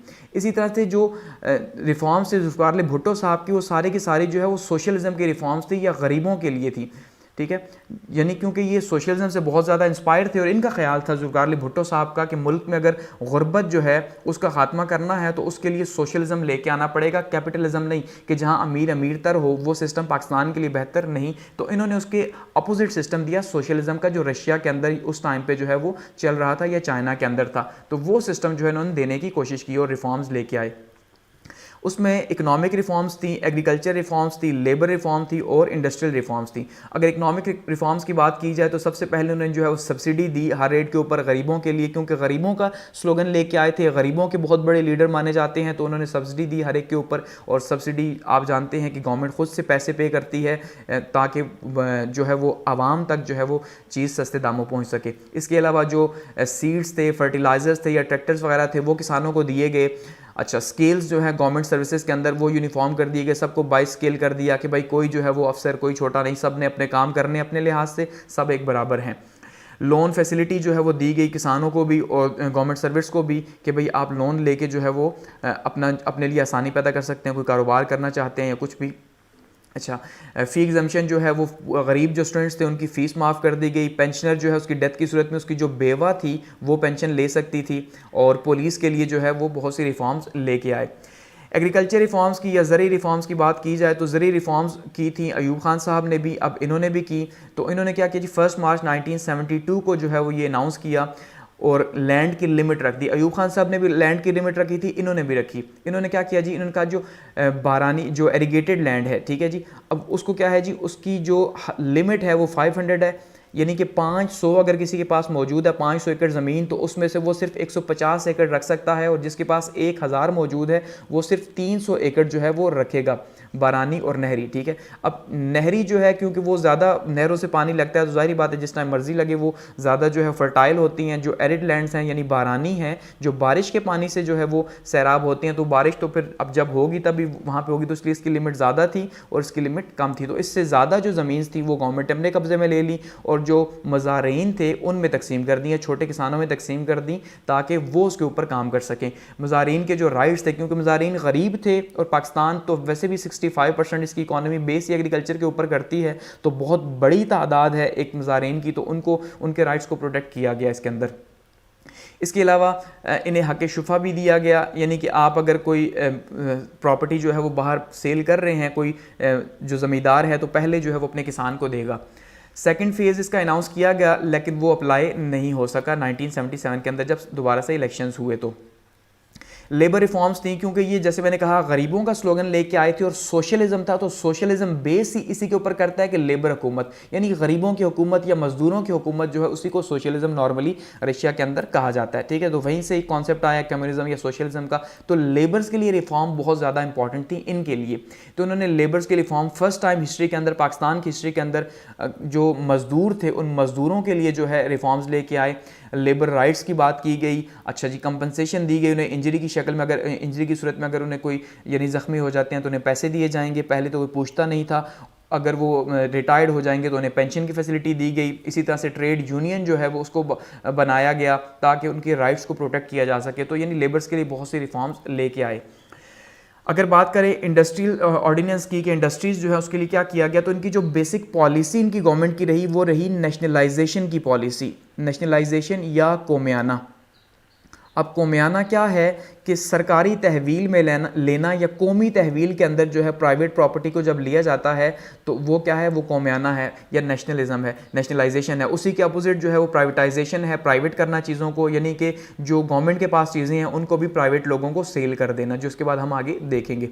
तो ये बिल्कुल दो एक दूसरे के अपोजिट थी। तो नेशनलाइजेशन की पॉलिसी या कोमियाने की पॉलिसी लेके आए और इन्होंने क्या किया, जितनी भी बड़ी बड़ी इंडस्ट्रीज़ थी, 20 बड़ी बड़ी इंडस्ट्रीज़ जिसमें जो है वो आयरन की, स्टील की, हैवी इंजीनियरिंग की, ऑटोमोबाइल्स की, ट्रैक्टर असेंबलिंग प्लांट्स की, ऑयल एंड गैस रिफाइनरीज जो हैं, ये सारी की सारी जितनी बड़ी इंडस्ट्रीज़ थी, इन सारी बड़ी इंडस्ट्रीज़ को जो है वो नेशनलाइज कर लिया या कौमी तहवील में ले लिया कि भाई आज से इसको गवर्नमेंट जो है वो चलाएगी। गो कि एक बहुत नेगेटिव स्टेप उस टाइम पे रहा, क्योंकि जितने भी इंडस्ट्रियलिस्ट थे, खास करके अयूब खान साहब ने पिछले 10 साल में जिनको फीड किया था, जिनको पब्लिक का पैसा दिया था, टैक्स पेयर्स का पैसा दिया था कि भाई आप बिजनेस बनाएं ताकि बिजनेस के थ्रू जॉब क्रिएशन हो सके, तो वो सारे के सारे दोबारा से जुल्फ़िकार भुट्टो साहब ने जो है गवर्नमेंट की तहवील में ले लिए। तो वो लोग जो यहाँ पे पैसा लगा के इतनी मेहनत कर रहे थे वो बहुत ज़्यादा डीमोटिवेट हुए और यहाँ से भागे, ठीक है। तो उसके लिए भी उन्होंने क्या किया, पहले से ही पासपोर्ट भी जो है वो जब्त किए हुए थे और इस तरह से यानी बहुत से इकदाम किए, लेकिन ये बहुत ज़्यादा नेगेटिव रहा। गो कि फ़ॉरेन जो डायरेक्ट जो यहाँ पे इन्वेस्टमेंट थी उनको जो है उसको नहीं छेड़ा गया, फ़ॉरेन डायरेक्ट इन्वेस्टमेंट या FDI जिसको कहा जाता है उसको नहीं छेड़ा गया। इसके अलावा लाइफ इंश्योरेंस जो थी उसको स्टेट लाइफ के अंडर कर दिया गया 19 मार्च 1972 को, कि स्टेट लाइफ जो है उसको हेड बनाया गया, उसके अंडर जो है छोटी छोटी जितनी कंपनीज थी प्राइवेट सारी उसके अंडर कर दी गई। स्टेट बैंक जो है उसके अंडर जो है सारे के सारे छोटे बैंक्स कर दिए गए, बिल्कुल इसी तरह से स्टेट बैंक को हेड बना दिया गया 1972 में। और एजुकेशनल रिफॉर्म्स लेके आए, जितने भी प्राइवेट इदारे थे उन सारे के सबको नेशनलाइज कर लिया, सिवाय कुछ एक दो को छोड़ के, जिससे जो है वो एक मोनोपोली भी उनकी क्रिएट हुई और इससे इनके ऊपर तनकीद भी हुई। तो ओवरऑल ये जो है भुट्टो साहब की रिफॉर्म्स रहीं इनके टाइम के अंदर, जो कि इनके ख्याल में पाकिस्तान को तब्दील करने की एक कोशिश थी। मज़ीद अगर देखें इनके जो कारनामे रहे वो क्या थे, तो उसमें शिमला एग्रीमेंट जो है इनका हकीकत में एक बहुत बड़ा कारनामा जो है वो माना जाता है। और ये कारनामा क्यों माना जाता है शिमला एग्रीमेंट, क्योंकि देखिए शिमला एग्रीमेंट एक्चुअली में क्या है कि अब वो जो 93,000 हमारे जो फ़ौजी और सिविलियन जो थे वो 1971 की वॉर की वजह से जो है वो इंडिया की तहवील में थे, तो अब उनको वापस तो लेके आना था। अब उनको कैसे वापस लेके आएँ, तो ऐसे में एक बहुत बड़ा चैलेंज था। तो उसके लिए शिमला एग्रीमेंट किया गया 1972 में शिमला इंडिया के अंदर, और जिसमें जो है वो एक साइड पे इंदिरा गांधी मौजूद हैं और दूसरी साइड पे जो हैं वो जुल्फ़िकार भुट्टो साहब मौजूद हैं। तो इन दोनों के बीच में ये एग्रीमेंट हुआ जिसमें कैदियों को वापस लाया गया, और जो इसके अंदर एग्रीमेंट है वो 3 लेयर्स पर मुश्तमिल है। 3 बेसिक एग्रीमेंट्स इसके अंदर एक एग्रीमेंट के अंदर किए गए, जिसमें सबसे पहले एक बुनियादी एग्रीमेंट है, बेसिक एग्रीमेंट, जिसमें कहा गया कि भाई अब से पाकिस्तान और इंडिया जो है वो UN के चार्टर के अकॉर्डिंगली अपने प्रॉब्लम्स को सॉल्व करेंगे, यानी पीसफुली, ठीक है, अमन के साथ, सुकून के साथ जो है वो उसको निगोशिएट करके डील करेंगे। बायलैटरल रिलेशंस जो हैं उनको मुस्तहकम किया जाएगा, यानी जो दो तरफा ताल्लुकात हैं ठीक है, दो तरफा ताल्लुकात को बहाल किया जाएगा, लेकिन इसके बीच में थर्ड पार्टी नहीं आएगी, यानी कोई तीसरा मुल्क जो है वो इसके बीच में नहीं आएगा, बल्कि दोनों मिल के जो है आपस में फैसला करेंगे। इसी तरह से जो टेरिटरीज़ हैं उनको रिस्टोर किया जाएगा, जो एक दूसरे की ली हुई हैं उनको जो है वो उन टेरिटरीज़ को वापस किया जाएगा। इसी तरह से कहा गया जी जो इंटरनल अफेयर्स हैं एक दूसरे के ममालिक के, अंदरूनी जो मामलात हैं, उन अंदरूनी मामलात में कोई दूसरा मुल्क दखलंदाजी नहीं करेगा। यानी अगर पाकिस्तान के इंटरनल अफेयर्स हैं तो उसमें इंडिया दखलंदाजी नहीं करेगा, और इंडिया के हैं तो पाकिस्तान नहीं करेगा। यानी अपनी एजेंसीज जो हैं उनको कंट्रोल किया जाएगा। रॉ या ISI की अगर हम बात करें तो गो कि आज तक नहीं हो सका। और इस तरह कहा गया कि वॉर जो है वो किसी प्रॉब्लम का सोल्यूशन नहीं, तो टेबल टॉक जो है उसके थ्रू जो है वो बातचीत की जाएगी, बैठ के बातचीत करेंगे। ये एक बेसिक एग्रीमेंट था। दूसरा एग्रीमेंट था इसी के अंदर रिस्टोर रिलेशंस का, कि भाई ताल्लुकात जो हैं उनको अब दोबारा से बहाल भी तो करना है जो ख़राब हुए हैं वॉर के नतीजे के तौर पे। तो उसमें सबसे पहले कहा गया जो कम्युनिकेशन है उसको दोबारा से बहाल किया जाएगा, बातचीत को ही नहीं बहाल किया जाएगा, ट्रैवल को प्रमोट किया जाएगा, ठीक है जी, ताकि एक दूसरे के मुल्कों में आना जाना स्टार्ट हो। ट्रेड और इकनॉमिक्स को प्रमोट किया जाएगा। सबसे इंपॉर्टेंट मईशत के लिए दोनों मुल्कों की बहुत ज़्यादा इंपॉर्टेंट था कि तिजारत जो है उसका फ़रोग दिया जाए। इसी तरह से सोशल और कल्चरल एक्सचेंज जो है ये भी होगी, यानी कि सोसाइटी या लोगों को भी वीज़े दिए जाएंगे, वो भी एक दूसरे के मुल्कों में आ जा सके, क्योंकि अब ज़ाहिर बात है इनके स्टेक्स तो मौजूद है एक दूसरे कंट्रीज़ के अंदर। तो इस तरह ये जो है वो रिस्टोर रिलेशंस के ऊपर बात हुई। थर्ड जो थी इसके लेयर, उसके अंदर फ्यूचर रिलेशंस की बात की गई कि सबसे पहले जो है वो जो फ़ौजें हैं उनको हम विड्रॉ करेंगे और उनको अपनी पुरानी पोजीशन के ऊपर लेके आएंगे। इसी तरह से कश्मीर की जो लाइन ऑफ कंट्रोल है, जो जहाँ पे अभी इस टाइम पे फ़ौजें मौजूद हैं, उन्हीं को LOC माना जाएगा। जो 1948 में वॉर हुई थी तो वो LOC अब इस टाइम पे इसको नाम दिया गया, और उसको जो है वहाँ पे रखा जाएगा। यानी उससे ना आगे पाकिस्तान आएगा ना इंडिया जाएगा, और ये सारे का सारा 30 डेज़ के अंदर होगा। यानी ये जो शिमला एग्रीमेंट जितना भी था ये कहा गया कि इसको इन्फोर्स किया जाएगा 30 डेज़ के अंदर, ये नहीं कि भाई इसको करके छोड़ दिया तो अब ये जब तक भी हो। तो इसलिए इसी के थ्रू जो है वो प्रिजनर वापस आए, और साथ में ये माना जाता है कि पाकिस्तान के लिए शर्त भी रखी गई कि वो बांग्लादेश जो है उसको मान ले। अगर वो बांग्लादेश को मान लेगा तो फिर जो है ना ये सारे मामला सेटल डाउन होंगे। तो खैर ये बांग्लादेश को माना भी नहीं जुल्फ़िकार अली भुट्टो ने, और फिर भी ये सारी शर्तें जो हैं वो कबूल हुई, तो ये जुल्फ़िकार अली भुट्टो का एक कारनामा ही माना जाता है नॉर्मली। आगे बढ़ते हैं।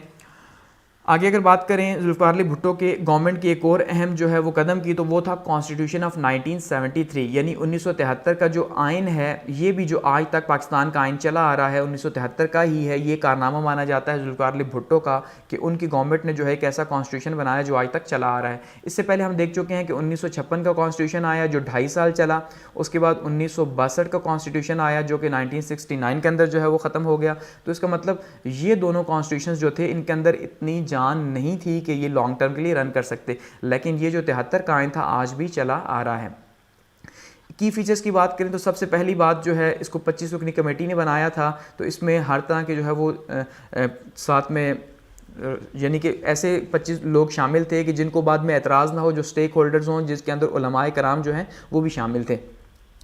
तो सबसे पहले ये पार्लियामेंट्री है, और पार्लियामेंट्री भी 2 ऐवानी मुकन्ना है इसके अंदर, यानी 2 ऐवान होंगे। ऐवान जो ज़ीरी हैं उसको कौमी असम्बली कहा जाएगा, और जो अपर हाउस है उसको कहा जाएगा सेनेट। तो अभी इस टाइम पे बिल्कुल ऐसा ही है, एक साइड पे जो है, और ये दोनों मिल के पार्लियामेंट कहलाएंगे, ठीक है। एक साइड पे कौमी असम्बली जहाँ पे लोग इलेक्ट होकर आएंगे, उसके बाद जो है सेनेट है, और ये जो दोनों हैं पार्लियामेंट कहलाएंगे। बाई कैमरल लेजिस्लेशन है, 2 ऐवानी मुकन्ना।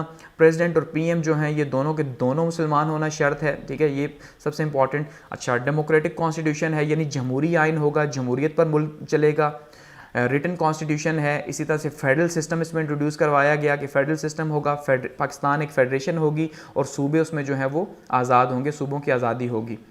स्टेट रिलीजन जो है वो इस्लाम होगा, ये यहाँ पे कहा गया, और मुल्क का नाम इस्लामी जमहूरिया पाकिस्तान कहा गया जी, कि भाई क्योंकि इस्लाम के ऊपर बना है तो इस्लामी जमहूरिया पाकिस्तान होगा। इस्लामिक वे ऑफ लाइफ जो है वो उसको प्रमोट किया जाएगा मुल्क के अंदर, यानी वो तमाम के तमाम कवानीन बनाए जाएंगे जो इस्लाम को एक तो प्रमोट कर सके, और दूसरा ऐसे कवानीन जो कि अभी बने हुए हैं लेकिन वो इस्लाम के अगेंस्ट है, तो उनको भी जो है वो आहिस्ता आहिस्ता चेंज किया जाएगा। PM और प्रेसिडेंट मुसलमान ये दोबारा से आया। इस्लामिक वैल्यूज़ जो है उनको जो है इस्लामी इक़दार जो हैं उनको जो है वो प्रोटेक्ट किया जाएगा। इस्लामिक आइडियोलॉजिकल कौंसिल, इस्लामी नज़रियाती कौंसिल जो है इसके अंदर बनाई गई, जो जिसका काम ही ये था कि कवानीन जितने भी हैं हुकूमत को प्रपोज़ करे इस्लामी कवानीन, और जो नए हैं उनको एक तो नज़रसानी करे, और जो पुराने हैं उनको भी अगर कोई इस्लाम के ख़िलाफ़ है तो चेंज किया जाए। अमेंडमेंट का प्रोसेस रखा गया, 2/3 मेजॉरिटी जिसके पास होगी वो इसको अमेंड कर सकेगा, इसलिए ये काफ़ी ज़्यादा रिग्ड आइन था, एक सख्त किस्म का जिसको आसानी से चेंज नहीं किया जा सकता। इसके अंदर इस टाइम पे तकरीबन 25 जो है वो अमेंडमेंट्स हो चुकी हैं। ठीक है, आगे बढ़ते हैं। इसके अलावा अगर भुट्टो साहब के दौर की बात करें तो बलूचिस्तान ऑपरेशन जो है भुट्टो साहब जो 1970 में भी हुआ, 1973 से 77 तक 5 साल ये चला। यहाँ पे जो कि अलहदगी पसंद थे बलूचिस्तान के अंदर, उनके ख़िलाफ़ जो है ये ऑपरेशन किया गया। इसके अलावा एक और कारनामा भुट्टो साहब का था, OIC कॉन्फ्रेंस जो है 1974 में जो है वो लाहौर के अंदर बुलाई गई, जिसको लाहौर समिट भी कहा गया, जो कि 22 से 24 जो है वो इस रही 1974 को रही। और ये सबसे इम्पॉर्टेंट इसलिए रही क्योंकि OIC में फ़र्स्ट टाइम जो है ईरान को भी और सऊदी अरब को भी एक प्लेटफॉर्म के ऊपर जो है वो लाया गया, क्योंकि इससे पहले जो है वो ऐसा नहीं हुआ। क्योंकि जब भी OIC ये सेकंड खैर कॉन्फ्रेंस थी तो ईरान हमेशा से ही जो है वो सऊदीया के अगेंस्ट रहा है, और जहाँ पे सऊदी बादशाह बैठते हैं तो वहाँ पे ईरान जो है, ईरान के बादशाह वो नहीं आते। तो ये भुट्टो साहब ने जो है वो अपनी पावर यूज़ की, अपनी कम्युनिकेशन यूज़ की और इन दोनों को जो है वो एक साथ यहाँ ला बिठाया। इसी के अलावा माना जाता है कि जो एटॉमिक बम है पाकिस्तान का, जो एटमी बम है, उसका जो बुनियाद है वो भुट्टो साहब ने रखी। स्लोगन लगाया, घास फूस खाएंगे एटम बम बनाएंगे। तो ये जो एटम बम है, एटम बम भी उस टाइम पे भुट्टो साहब ने इसकी बुनियाद रखी। उसके बाद 1977 के इलेक्शन हुए 7 मार्च 1977 को। एक साइड पे PNA थी, पाकिस्तान नेशनल अलायंस, जिसका जो नारा था वो निज़ाम मुस्तफ़ा था कि भाई हम जो है वो इस्लामिक सिस्टम लेके आएंगे। और भुट्टो साहब के ऊपर इल्ज़ाम लगा कि ये जो है शराब पीते हैं और मुल्क को इन्होंने जो है वो सोशलिस्ट बना दिया, इस्लाम में सोशलिज्म की कोई गुंजाइश नहीं, और इस तरह की बातें की गई भुट्टो साहब के खिलाफ। तो एक 9 रुकनी जो है वो इत्तेहाद बनाया गया PNA के अंडर, और दूसरी साइड पे पीपल्स पार्टी थी। तो नतीजा क्या निकला कि पीपल्स पार्टी दोबारा से जीत गई, यानी भुट्टो साहब फिर इलेक्ट होकर आए, लेकिन PNA ने इन इलेक्शंस को मानने से इनकार कर दिया। और इस तरह से क्या हुआ कि PNA की मूवमेंट जो है वो स्टार्ट हो गई, और जो एंड हुई मार्शल लॉ के ऊपर। और इस तरह से ज़िया-उल हक साहब जो हैं उन्होंने मार्शल लॉ लगा दिया मुल्क के अंदर, और उसके बाद जो है 5 जुलाई को नहीं मार्शल लॉ लगा। अब अगर बात करें ज़िया-उल हक साहब की हुकूमत की, तो ज़िया-उल हक साहब जो है सबसे पहले इन्होंने मार्शल लॉ लगाया जब 5 जुलाई को, तो सबसे पहले इन्होंने अनाउंस किया कि भाई 90 डेज़ के अंदर इलेक्शंस होंगे। ठीक है, क्या कहा कि 90 डेज़ के अंदर इलेक्शन होंगे, ज़िया-उल हक ने कहा। लेकिन उसके बाद फिर हमने देखा कि 6 साल गुजर गए, लेकिन 6 साल तक इलेक्शंस नहीं हो सके, यानी कि जो नेक्स्ट इलेक्शंस हुए 1985 के अंदर जो है वो इलेक्शंस हुए, वो भी पार्टी बेसिस के ऊपर नहीं हुए। तो 90 डेज़ का कहा, लेकिन उसके बाद क्या हुआ जी, पॉलिटिकल पार्टीज़ जो हैं उनको बैन कर दिया गया, सियासी जमातें जितनी भी हैं, और अकाउंटेबिलिटी का प्रोसेस एक स्टार्ट कर दिया गया एहतसाब का, जो कि जैसे आज इमरान खान साहब के ऊपर इल्ज़ाम लगता है। तो एहतसाब का जो है वो एक प्रोसेस स्टार्ट हुआ, और उन्होंने जो है निशाना बनाना शुरू कर दिया अपने ओपोनेंट्स को। इसके अलावा जी लाहौर हाई कोर्ट ने इसी दौरान जो है जुल्फ़िकार अली भुट्टो साहब को जो है वो फांसी की सज़ा सुना दी। उस तरह जुल्फ़िकार अली भुट्टो को फांसी हो गई, यानी कि एक बहुत बड़ा ओपोनेंट जो है पीपल्स पार्टी या भुट्टो साहब, उनको जो है वो फांसी हो गई। तो अब पीछे ग्राउंड इनके लिए साफ था। ऐसे में फिर क्या हुआ जी, सिविलियन कैबिनेट जो है इन्होंने जुलाई के अंदर, जुलाई में 1978 में जो है वो अनाउंस करवाई, जिसके अंदर PNA के लोगों को भी शामिल किया गया, ताकि जो अपोजिशन है, यानी अगर उसको शामिल कर लिया जाए तो उससे क्या होगा, मुल्क के अंदर हालात कुछ बेहतर हो जाएंगे। ज़िया-उल हक उसके बाद 16 सितंबर 1978 को जो है वो मुल्क के प्रेसिडेंट बन गए, और उसके साथ ही उन्होंने जो है 1979 के अंदर लोकल गवर्नमेंट इलेक्शंस करवा दिए, ताकि लोअर लेवल पे जो है वो गवर्नमेंट अपना इन्फ्लुएंस शो कर सके, या लोअर लेवल पे भी जो है अपने काम किए जा सकें। फिर प्रोविंशियल कॉन्स्टिट्यूशन ऑर्डर्स जो है 23 मार्च 1981 के थ्रू जो है इनको रिप्लेस किया गया 1973 के कॉन्स्टिट्यूशन के साथ। यानी क्योंकि अब मार्शल लॉ लगा हुआ है तो 1973 का आइन तो सूट करता नहीं किसी सूरत भी, तो फिर PCO जो है उसको एक नया कॉन्स्टिट्यूशन बनाया गया, या उसको जो है वो लागू किया गया। प्रेसिडेंशियल रेफरेंडम करवाए गए दिसंबर 1984 को, और ज़िया-उल हक साहब दोबारा जो है 5 साल के लिए जो है वो इलेक्ट हो गए एज ए प्रेसिडेंट। इसके अलावा जी इलेक्शंस करवाए गए 1985 के अंदर, और ये नॉन पार्टी जो है वो इलेक्शंस थे, इसके नतीजे के तौर पे जो है वो हुकूमत बनी, और उसमें से अब जो है इन्होंने फिर जुनेजो साहब को जो है वो प्राइम मिनिस्टर बनाया। मार्शल लॉ को भी एंड कर दिया गया 30 दिसंबर 1985 को, क्योंकि इलेक्शन हो चुके थे तो अब मार्शल लॉ एंड होना था। लेकिन उससे पहले इन्होंने क्या किया, 8th अमेंडमेंट जो है वो पास करवाई। अब 8th अमेंडमेंट पास करवाई, 8th अमेंडमेंट क्या थी, 58(2)B की जो पावर थी, ठीक है जी, 58(2)B की, कि जिसके तहत जो असम्बलियाँ तोड़ने का जो इख्तियार है, जो 1973 के कॉन्स्टिट्यूशन के अकॉर्डिंगली वज़ीर आज़म के पास है, ठीक है, अभी भी वज़ीर-ए-आज़म के पास है। तो ये इन्होंने अपने पास रखा कि भाई जो असम्बलियाँ तोड़ने का इख्तियार है, जब इनके पास होगा तो ये किसी भी टाइम पे जो है वो गवर्नमेंट जो इनके अकॉर्डिंगली काम नहीं करेगी तो उसे चेंज कर सकते हैं। तो ऐसे में फिर उसके बाद इलेक्शंस के बाद नई गवर्नमेंट बनी। लेकिन फिर हमने देखा कि फिर ज़िया उल हक साहब जो है उनका प्लेन भी क्रैश हो गया, और इस दौरान जो है वो फिर बीच में जो गवर्नमेंट चली मोहम्मद ख़ान जुनेजो साहब की, तो मोहम्मद ख़ान जुनेजो ने जो है वो भी मुल्क के लिए बहुत इंपॉर्टेंट रोल प्ले किया, जिसको हम आगे डिस्कस करेंगे। अब बात करते हैं इस्लामाइजेशन ऑफ ज़िया उल हक की, ठीक है, कि ज़िया उल हक साहब जो हैं इन्होंने जो इस्लामी कवानीन जो हैं उनको इंट्रोड्यूस करवाया। वो इस्लामी कवानीन कौन कौन से थे इनके ज़माने में, ठीक है। अब इस्लामी कवानीन इंट्रोड्यूस तो करवाए गए, लेकिन इनके ऊपर इल्ज़ाम लगता है जैसे कि जो लेफ़्ट विंग है, जो लिबरल्स हैं, वो ये मानते हैं कि ये वक्त की ज़रूरत थी, क्योंकि उस टाइम पे अफ़गान जो वॉर थी, अफ़गान वॉर की वजह से जो है इन्होंने मुल्क को सारे का सारा इस्लामी खोल पहना दिया। और जो राइट विंग है वो ये मानता है कि नहीं भाई, ये बहुत अल्लाह वाले थे और इस वजह से जो है इन्होंने ये सारे का सारा किया, यानी इस्लामी कवानीन लेके आए। उसमें सबसे पहले हुदूद ऑर्डीनेंस जो है 10 फरवरी 1969 को लेके आए। हुदूद ऑर्डीनेंस यानी कुरान और सुन्ना के मुताबिक सज़ाएँ देना जो है वो उसको लागू किया गया। ज़कात और उशर का ऑर्डीनेंस 20 जुलाई 1920 को जो है वो पास किया गया। और ज़कात फाउंडेशन जो है वो बनाएगी फरवरी 1982 के अंदर। और इस फाउंडेशन का पर्पज़ क्या था कि जो लोग भी ज़कात लेने आते हैं उनको ट्रेन किया जाए, उनको हुनर सिखाया जाए, ताकि वो दोबारा जो है नेक्स्ट टाइम दोबारा से ज़कात ना मांगे। और ये बहुत अच्छा इकदाम था। इसी तरह से फेडरल शरिया कोर्ट जो है, वफाकी शरी अदालतें जो हैं, उनको जो है वो उनका क़याम अमल में लाया गया ताकि सज़ाएँ इस्लामी कवानीन के मुताबिक दी जा सकें। उसके लिए क्या हुआ कि हाई कोर्ट के अंदर एक तो 3 जजेस जो है वो मुकर्रर किए गए, और सुप्रीम कोर्ट के अंदर जो है वो अपीलेट कोर्ट जो है उसका बनाया गया शरिया बेंच का, कि भाई कोई अपील करना चाहे तो यहाँ पर अपील कर सकता है। इस तरह से पाकिस्तान स्टडीज़ और इस्लामियात की जो एजुकेशन है इसको जो है वो कंपलसरी करार दिया गया ग्रेजुएशन तक, यानी 14वीं तक। और जो ब्लास्फेमी एक्ट है उसको भी आर्टिकल 298 के अंदर जो है चेंज करके इसमें भी सज़ा लाएगी 3 साल की, कि भाई कोई भी जो है वो सहाबा की शान में गुस्ताखी करेगा या अहले बैत की शान में जो है वो गुस्ताखी करेगा तो उसको जो है वो सज़ा दी जाएगी। एहतराम रमज़ान ऑर्डीनेंस जो है वो लेके आए 1981 के अंदर, के रमज़ान में जो है होटल वगैरह बंद होंगे और कोई भी जो है पब्लिकली नहीं खाएगा या खाता हुआ दिखाई देगा तो उसको भी उठा के जेल में डालेंगे, कि रमज़ान का एहतराम है। फेडरल ओम्बुड्समैन या फिर वफाकी एहतसाब जो है इसका इदारा कायम किया गया जून 1981 में। ये वफाकी जो मुहतसिब था इसकी जो मियाद थी वो 4 साल के ओहदे की थी। और इसका तरीक़ाकार क्या था कि भाई किसी को भी अगर किसी सरकारी इदारे से या फिर किसी भी नीम सरकारी इदारे से या किसी अफसर वगैरह से शिकायत है तो वो एक सादे कागज़ के ऊपर अपनी एप्लीकेशन लिखेगा और वो एप्लीकेशन जो है वो भेज देगा वफाकी मौसिफ को और उसके ख़िलाफ़ जो है वो एक्शन लेगा। मजलिस शूरा का क़याम किया गया, या मजलिस शूरा या कौमी असम्बली जिसको नॉर्मली कहते हैं, तो ये कौमी असम्बली उस तरह की नहीं थी। इसमें जो है वो 50 लोग थे और इनका काम क्या था, एक ब्रिज का काम करना, यानी एक साइड पे गवर्नमेंट है दूसरी साइड पे पब्लिक है, तो पब्लिक और गवर्नमेंट के बीच में एक ब्रिज का काम करना था। इस मजलिस शूरा ने इंटरेस्ट फ्री बैंकिंग जो है इसको इंट्रोड्यूस करवाया गया।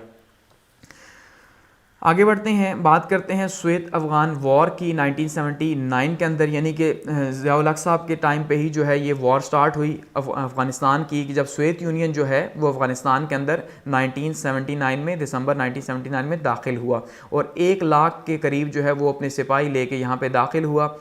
अब जब दाखिल हुआ तो माना ही जाता है कि पाकिस्तान जो है उसने इसमें बहुत इंपॉर्टेंट रोल प्ले किया, क्योंकि पाकिस्तान ये जानता था कि जो सोवियत यूनियन है, सोवियत यूनियन का जो पर्पज़ है वो अफ़गानिस्तान में आने का वो ये है कि ये यहाँ से होता हुआ पाकिस्तान को भी जो है वो कनकर करे और उसके बाद जो है ये बहरे अरब तक जो है वो वहाँ तक पहुँचे, यानी इसे गर्म पानियों की तलाश है नॉर्मली जो कहा जाता है। तो इसलिए पाकिस्तान ने ये फैसला किया कि सोवियत यूनियन जो है इसको वहीं पे तोड़ा जाए और उसके ख़िलाफ़ वहाँ पे एक प्रॉक्सी वॉर स्टार्ट की जाए। तो पाकिस्तान ने बहुत इंपॉर्टेंट रोल प्ले किया। अब इस वॉर के नतीजे के तौर पे तकरीबन कोई 35 लाख के करीब जो है वो मुहाजिरीन भी पाकिस्तान में आए, ये भी एक बहुत बड़ा बर्डन पाकिस्तान के लिए बना। तो पाकिस्तान वैसे ही जो है इसका एक प्लेयर बन गया, क्योंकि इतने ज़्यादा मुहाजिरीन यहाँ पे आए, साथ में ईरान गए। तो इसमें फिर क्या हुआ जी, इस्लामिक कंट्रीज़ जो है उसकी एक कॉन्फ्रेंस बुलाई गई और उन्होंने भी सपोर्ट किया पाकिस्तान को कि भाई अब ये जिहाद का टाइम है तो हमें अफ़गानिस्तान की मदद करनी चाहिए। इस्लामिक कंट्रीज़ ने भी ये कहा। यूएस के रोल की बात की जाए तो ये कोल्ड वॉर का एरा था जब रशिया और अमेरिका जो है आपस में लड़ रहे थे, तो ऐसे में यूएस ने भी सपोर्ट किया। यूएस ने कैसे सपोर्ट किया कि यूएस ने जो है वो डॉलर्स दिए और पाकिस्तान की मदद की, और सऊदी अरब जो है उसने भी पाकिस्तान की मदद की। सऊदी अरब ने मैन पावर प्रोवाइड की, यानी कि लड़ने के लिए मुजाहिदीन जो हैं वो मुहैया किए गए सऊदी अरब ने, ठीक है। और साथ में जो पैसे थे वो अमेरिका ने प्रोवाइड किए और इस तरह पाकिस्तान ने जो है उन्हें ट्रेनिंग दी और इस तरह से जो है ये एक वॉर लड़ी गई जो 10 सालों पर मुश्तमिल थी। और इस 10 सालों में जो है वो कामयाबी जो है वो पाकिस्तान को हासिल हुई और नतीजे के तौर पर जो सोवियत यूनियन है उसको यहाँ पर शदीद किस्म का नुकसान हुआ और तकरीबन 50 लाख के करीब जो है ये 10 सालों में अपने फ़ौजी गंवा बैठा। और साथ में जो मीशत के ऊपर उसका जो असर था, जो रशियन मीशत के ऊपर था सोवियत यूनियन की, वो भी बहुत बुरा हुआ। और नतीजे में जब मिखाइल गोर्बाचोव जो है उनकी गवर्नमेंट आई तो उन्होंने यहाँ से वापस जाने का फ़ैसला कर लिया। अब इसी के कॉन्टेक्स्ट में आगे है जुनेवा एकर्ड। जुनेवा एकर्ड क्या है या जुनेवा मुआहिदा क्या है कि अब जब रशिया को यहाँ पे बहुत ज़्यादा लॉस हुआ इकनॉमिकली भी और साथ में उनको 50 लाख फ़ौजियों का नुकसान भी हुआ, तो उन्होंने फ़ैसला किया यहाँ से वापस जाने का। तो फिर ये मुआहिदा हुआ पाकिस्तान के और रशिया के बीच में, यूएन जो है उसको बीच में लाया गया और यूएन के ताउन से जो है ये जुनेवा के अंदर पाकिस्तान और रशिया के बीच में मुआहिदा हुआ। और इसमें रशिया ने ये कहा कि भाई जो है वो यहाँ से फोर्सेस विड्रॉल कर लेगा, 15 मई 1988 तक जो है अपने ट्रूप्स को वापस लेके जाना स्टार्ट कर देगा। अब यहाँ पे कुछ इख्तिलाफात भी पैदा हुए। इख्तिलाफात किस बात के ऊपर पैदा हुए कि जो मोहम्मद ख़ान जुनेजो साहब थे, जो उस टाइम पे प्राइम मिनिस्टर थे पाकिस्तान के, ठीक है, जिनको ज़िया-उल हक साहब खुद अपनी मर्ज़ी से लेके आए थे, ये चाहते थे कि साइन कर दिए जाएं 1 मार्च तक। इन्होंने कहा साइन कर दें ताकि ये पूरे का पूरा प्रोसेस ख़त्म हो और अफगानिस्तान से रशिया वापस जाए। लेकिन ज़िया-उल हक ऐसा नहीं चाहते थे। ज़िया-उल हक ये समझते थे कि अगर रशिया वैसे ही हिंदुस्तान को छोड़ के चला गया तो पीछे जो है वो एक सिविल वॉर जो है स्टार्ट हो जाएगी और वो पाकिस्तान के हक़ में नहीं। इसलिए जो है बहुत ज़्यादा ज़रूरी है कि यहाँ पर एक हुकूमत जो है वो बनाई जाए, और हुकूमत भी किसकी, तालिबान की हुकूमत बनाई जाए, ताकि यहाँ पे हालात ठीक रहें, क्योंकि इन्फ्लुएंस उनका है तो इस वजह से। लेकिन फिर इख्तिलाफात जो है वो पैदा हो गए अपनी गवर्नमेंट के अंदर भी, और इसी वजह से जो है साथ में कुछ और इख्तिलाफात भी पैदा हुए। खैर ये जुनेवा एकर्ड यहाँ पे जो है वो ख़त्म हो गया, जिसका असल पर्पज़ क्या था कि भाई रशिया और जो है पाकिस्तान है उनके बीच में मुआहिदा तय पाया कि अफ़गानिस्तान से रशिया को वापस जाना है, अपने ट्रूप्स निकालने हैं। लेकिन इसकी वजह से जब इख्तिलाफात पैदा हुए, साथ में कुछ और बयानात हुए, साथ में ओजड़ी कैंप का जो है वो वाक़या हुआ 1988 के अंदर, ठीक है, तो फिर जो है वो जुनेजो साहब की गवर्नमेंट को घर भेज दिया गया 30 मई 1988 को, ठीक है। और इस तरह से फिर ज़िया-उल हक साहब का जो है वो प्लेन क्रैश हो गया। जब प्लेन क्रैश हुआ तो ज़िया-उल हक का एरा भी ख़त्म हो गया इस तरह से, क्योंकि वो भी जो है वो बहावलपुर एयरपोर्ट से जब उन्होंने जो है वो परवाज़ भरी तो उनके साथ C-130 के अंदर मौजूद थे, साथ में अमेरिकन एम्बेसडर थे, साथ में और लोग मौजूद थे, तो इस तरह से वो भी जो वहाँ पे शहीद हो गए और इस तरह से ज़िया-उल हक का एरा ख़त्म हुआ। अब इसी के बीच में मोहम्मद ख़ान जुनेजो जो हैं, जो 1985 में जो प्राइम मिनिस्टर बने थे, ठीक है, 1988 तक, तो इन्होंने भी जो है वो क्या किया जी, इन्होंने अपने जब प्राइम मिनिस्टर बने तो इन्होंने अपने कुछ पॉइंट्स जो है 5 पॉइंट्स इंट्रोड्यूस करवाए कि भाई मैं गवर्नमेंट जो है वो कैसे करूँगा। तो 20 मार्च को 1985 को इन्होंने अपने 5 पॉइंट्स जो है वो आवाम को बताए। सबसे पहला क्या था जी कि 31 दिसंबर को खैर इनकी गवर्नमेंट आई, तो उसमें सबसे पहली बात उन्होंने कही कि प्रमोट करेंगे इस्लामिक आइडियोलॉजी को, यानी कि नज़रिया पाकिस्तान जो है उसको प्रमोट किया जाएगा, क्योंकि अब ये एक इस्लामिक गवर्नमेंट चल रही थी ज़िया-उल हक साहब की, जो इस्लाम को प्रमोट कर रही थी। तो इन्होंने भी आगे कहा कि इस्लामिक आइडियोलॉजी जो है मुल्क को उसमें प्रमोट किया जाएगा, मुल्क में उसको। दूसरा इन्होंने कहा जी एक इंसाफ पर मबनी जो है वो इकनॉमिक सिस्टम होगा, यानी जस्ट इकनॉमिक सिस्टम होगा, और अनएम्प्लॉयमेंट जो है, बेरोज़गारी जो है उसका ख़ात्मा किया जाएगा। थर्ड पे उन्होंने कहा जो इलिटरेसी है या जहालत है, उस जहालत का जो है वो ख़ात्मा किया जाएगा, और साइंस और टेक्नोलॉजी जो है इसको प्रमोट किया जाएगा, यानी मॉडर्न एजुकेशन जो है उसको प्रमोट किया जाएगा। इस तरह से कहा करप्शन और इनजस्टिस जो है इसको भी ख़त्म किया जाएगा, और नेपोटिज्म को भी ख़त्म किया जाएगा, और जो सोवरेनिटी है उसको भी, यानी अपनी जो मुल्क की हकमियत है उस हकमियत को भी बरकरार रखा जाएगा कि अगर कोई मुल्क अटैक करता है, ख़ास करके इंडिया, तो हम उसका भरपूर जवाब देंगे। तो ये इनके 5 पॉइंट्स जो है वो मोहम्मद ख़ान जुनेजो साहब के थे जिस टाइम पे गवर्नमेंट में आए। आगे बढ़ते हैं और बात करते हैं जी first era of Benazir Bhutto के बेनज़ीर भुट्टो साहिबा जो हैं, जो इनका जो फ़र्स्ट एरा गुज़रा वो कैसा गुज़रा। अच्छा, बेनज़ीर भुट्टो साहिबा की जो हुकूमत है वो 1998 से 1990 तक जो है ये रही, सॉरी ये 1988 है, 1988 से 1990 तक। अब होता ये है कि इससे पहले अगर बात की जाए, इलेक्शंस होते हैं 1988 के अंदर 16 नवंबर 1988 को, लेकिन उससे पहले जो बेनज़ीर साहिबा हैं वो 1986 में जो है वो वापस आती हैं पाकिस्तान, यानी लाहौर में ये वापस आती हैं, क्योंकि इससे पहले जब जुल्फ़िकार भुट्टो साहब जो हैं उनको फांसी दे दी गई, और उसके बाद जो है मुल्क में इन्होंने बहुत ज़्यादा, ख़ास करके पीपल्स पार्टी जो है इसने बहुत ज़्यादा स्ट्रगल की मुल्क के अंदर। अब बहुत ज़्यादा स्ट्रगल की, इनके वर्कर्स को मारा गया, रोडों पे घसीटा गया, और बहुत बुरा, यानी कि इनको इंतकाम का निशाना बनाया गया, क्योंकि जुल्फ़िकार भुट्टो साहब जो है वो आर्मी के बहुत ज़्यादा अगेंस्ट थे, तो उसके नतीजे के तौर पे उनके साथ बहुत बुरा हुआ। तो बेनज़ीर भुट्टो साहिबा भी जो है वो मुल्क छोड़ के चली गई, फिर 1986 के अंदर वापस आई, और जब वापस आई तो उन्होंने जो है वो इलेक्शन कैंपेन स्टार्ट कर दी, और उसके नतीजे के तौर पे क्योंकि बहुत ज़्यादा पॉपुलैरिटी थी इनकी, तो इस तरह से जो मुकाबला हुआ वो असल में हुआ पाकिस्तान पीपल्स पार्टी और IJI के बीच में, यानी इस्लामी जमहूरी इत्तेहाद। अब ये जो इस्लामी जमहूरी इत्तेहाद है, ये इसके अंदर नवाज शरीफ साहब भी उस टाइम पे शामिल थे। ये कंजर्वेटिव पार्टीज़ का या राइट विंग पार्टीज़ जो हैं उनका एक इत्तेहाद था, और दूसरी साइड पे पीपल्स पार्टी थी। बावजूद इसके कि ये सारी की सारी पॉलिटिकल पार्टीज शामिल थी, उन्होंने हर तरह का हरबा इस्तेमाल किया, इवन गैर इखलाकी हथकंडे जो है वो भी इस्तेमाल किए गए बेनज़ीर साहिबा के ख़िलाफ़, और उनकी कैरेक्टर असैसिनेशन की गई, बहुत यानी कि बुरी तरह से उनको जो है ना उनकी पिक्चर्स फेंकी गई, सब कुछ किया गया, तो फिर भी जो है ये इलेक्शंस जीत गई, और इस तरह से ये फ़र्स्ट टाइम प्राइम मिनिस्टर बनी पाकिस्तान की। एक तो ये यंगेस्ट प्राइम मिनिस्टर बनी पाकिस्तान की, दूसरा मुस्लिम दुनिया के अंदर ये पहली जो है वो ख़ातून जो हैं वो वज़ीर आज़म बनी, तो ये भी इनको एक यानी एजाज़ हासिल है। अब अगर बात की जाए चैलेंजेस की कि इनके जो चैलेंजेस थे वो क्या क्या थे इनके गवर्नमेंट में जब आई, तो सबसे पहली बात तो ये है कि ये आर्मी इनके बहुत ज़्यादा अगेंस्ट थी, एस्टेब्लिशमेंट जिसको नॉर्मली पाकिस्तान के अंदर कहा जाता है सुबह शाम, ठीक है, तो आर्मी बहुत ज़्यादा जो है इनके ख़िलाफ़ थी। क्यों थी? ऑब्वियसली आर्मी ने ही IJI बनाई थी यहाँ पे, और IJI जो है वो इसीलिए सामने आई थी ताकि वो मुकाबला कर सके पीपल्स पार्टी का, लेकिन वो मुकाबला नहीं कर सकी, और आर्मी की वैसे भी पिछले 10 सालों में हमने देखा पीपल्स पार्टी के साथ नहीं बनी, उन्हें मारा गया, उन्हें ज़दोकोप किया गया, तो एक तो इनके साथ ये इशू था। दूसरा प्रेसिडेंट साहब भी जो है वो आर्मी की तरफ से ही थे, तो उनको भी जो है ना उनकी सपोर्ट भी हासिल नहीं थी। तीसरा राइट विंग की जो पार्टीज़ थी उनके लिए ये बर्दाश्त करना बहुत ज़्यादा मुश्किल था, यानी इस्लामिक जो पार्टीज़ है ख़ास करके प्योरली उनका ये मानना बहुत मुश्किल था कि भाई वो ये माने कि खातून जो है वो मुल्क की वज़ीर-ए-आज़म बन बैठी है। इसी तरह से जो MQM के साथ इनके रिलेशंस थे वो भी अच्छे नहीं थे, क्योंकि ये दोनों एक ही सूबे के अंदर मौजूद थे, तो वहाँ पे भी रिलेशंस इनके अच्छे नहीं थे, और फॉरेन पॉलिसी के हवाले से भी इनको चैलेंजेस थे, ठीक है।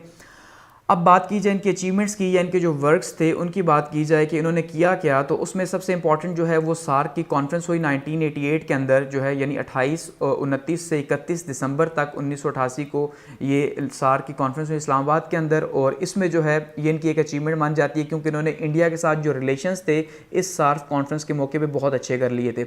यहाँ तक कि इनके ऊपर इल्ज़ाम भी लगा, राजीव गांधी के साथ इनका अफेयर चला, यानी माना जाता है, और ये इनके ऊपर इल्ज़ाम लगाया गया। बाद में मोहतरमा ने ख़ुद ये कहा कि इंडिया के साथ में रिलेशंस बहुत अच्छे हो रहे थे, लेकिन जो ISI है उसने जो है वो इन रिलेशंस को ख़राब किया, और ये ISI चाहती नहीं है कि पाकिस्तान के इंडिया के साथ रिलेशंस अच्छे हो। इन्होंने बाद में एक इंटरव्यू में ये कहा। तो उस टाइम पे इन्होंने एक एग्रीमेंट किया था इस सार्क कॉन्फ्रेंस के मौके पे कि not attacking on nuclear installations, कि भाई हम एक दूसरे के जहाँ पे न्यूक्लियर प्लांट्स वगैरह मौजूद है वहाँ पे जो है वो हमला नहीं करेंगे अगर हमारी वॉर भी होगी तो। इसी तरह से रिलेशंस इंडिया के साथ फिर काफ़ी बहाल हुए। माना जाता है इन्होंने सिखों की जो लिस्टें हैं वो जो आर्मी जिसको ISI जिसको सपोर्ट करती रही, तो वो जो है वो राजीव गांधी के हवाले की। इसके ऊपर भी बहुत ज़्यादा जो है वो एक दोबारा से ISI और हुकूमत के बीच में या आर्मी और हुकूमत के बीच में एक बहुत ज़्यादा जो है वो दोबारा से हालात ख़राब हुए इस बात के ऊपर भी। इस्लामिक कंट्रीज़ के साथ जो रिलेशंस हैं उनको प्रमोट किया गया। इसके अलावा नेशनल प्रेस ट्रस्ट जो है उसको तोड़ा गया और PTV बनाया गया। नेशनल प्रेस ट्रस्ट को पॉलिटिकल प्रिजनर्स जो हैं यानी कि जो सियासी कैदी हैं उन सियासी कैदियों को जो है वो आज़ाद किया गया, और ट्रेड यूनियन जो है उसको बहाल किया गया, क्योंकि ट्रेड यूनियन पहले और ख़ास करके लेबर यूनियन जो है ये भी ज़िया-उल हक साहब के ज़माने में जो है वो बंद थी, तो इसको भी जो है वो दोबारा से बहाल किया गया। लेबर यूनियन को पीपल्स वर्कर प्रोग्राम जो है इसका आगाज़ किया गया पेशावर के अंदर, और इसके थ्रू भी जो है वो जो गरीब लोग हैं उनके लिए जो है इसमें काम किया गया।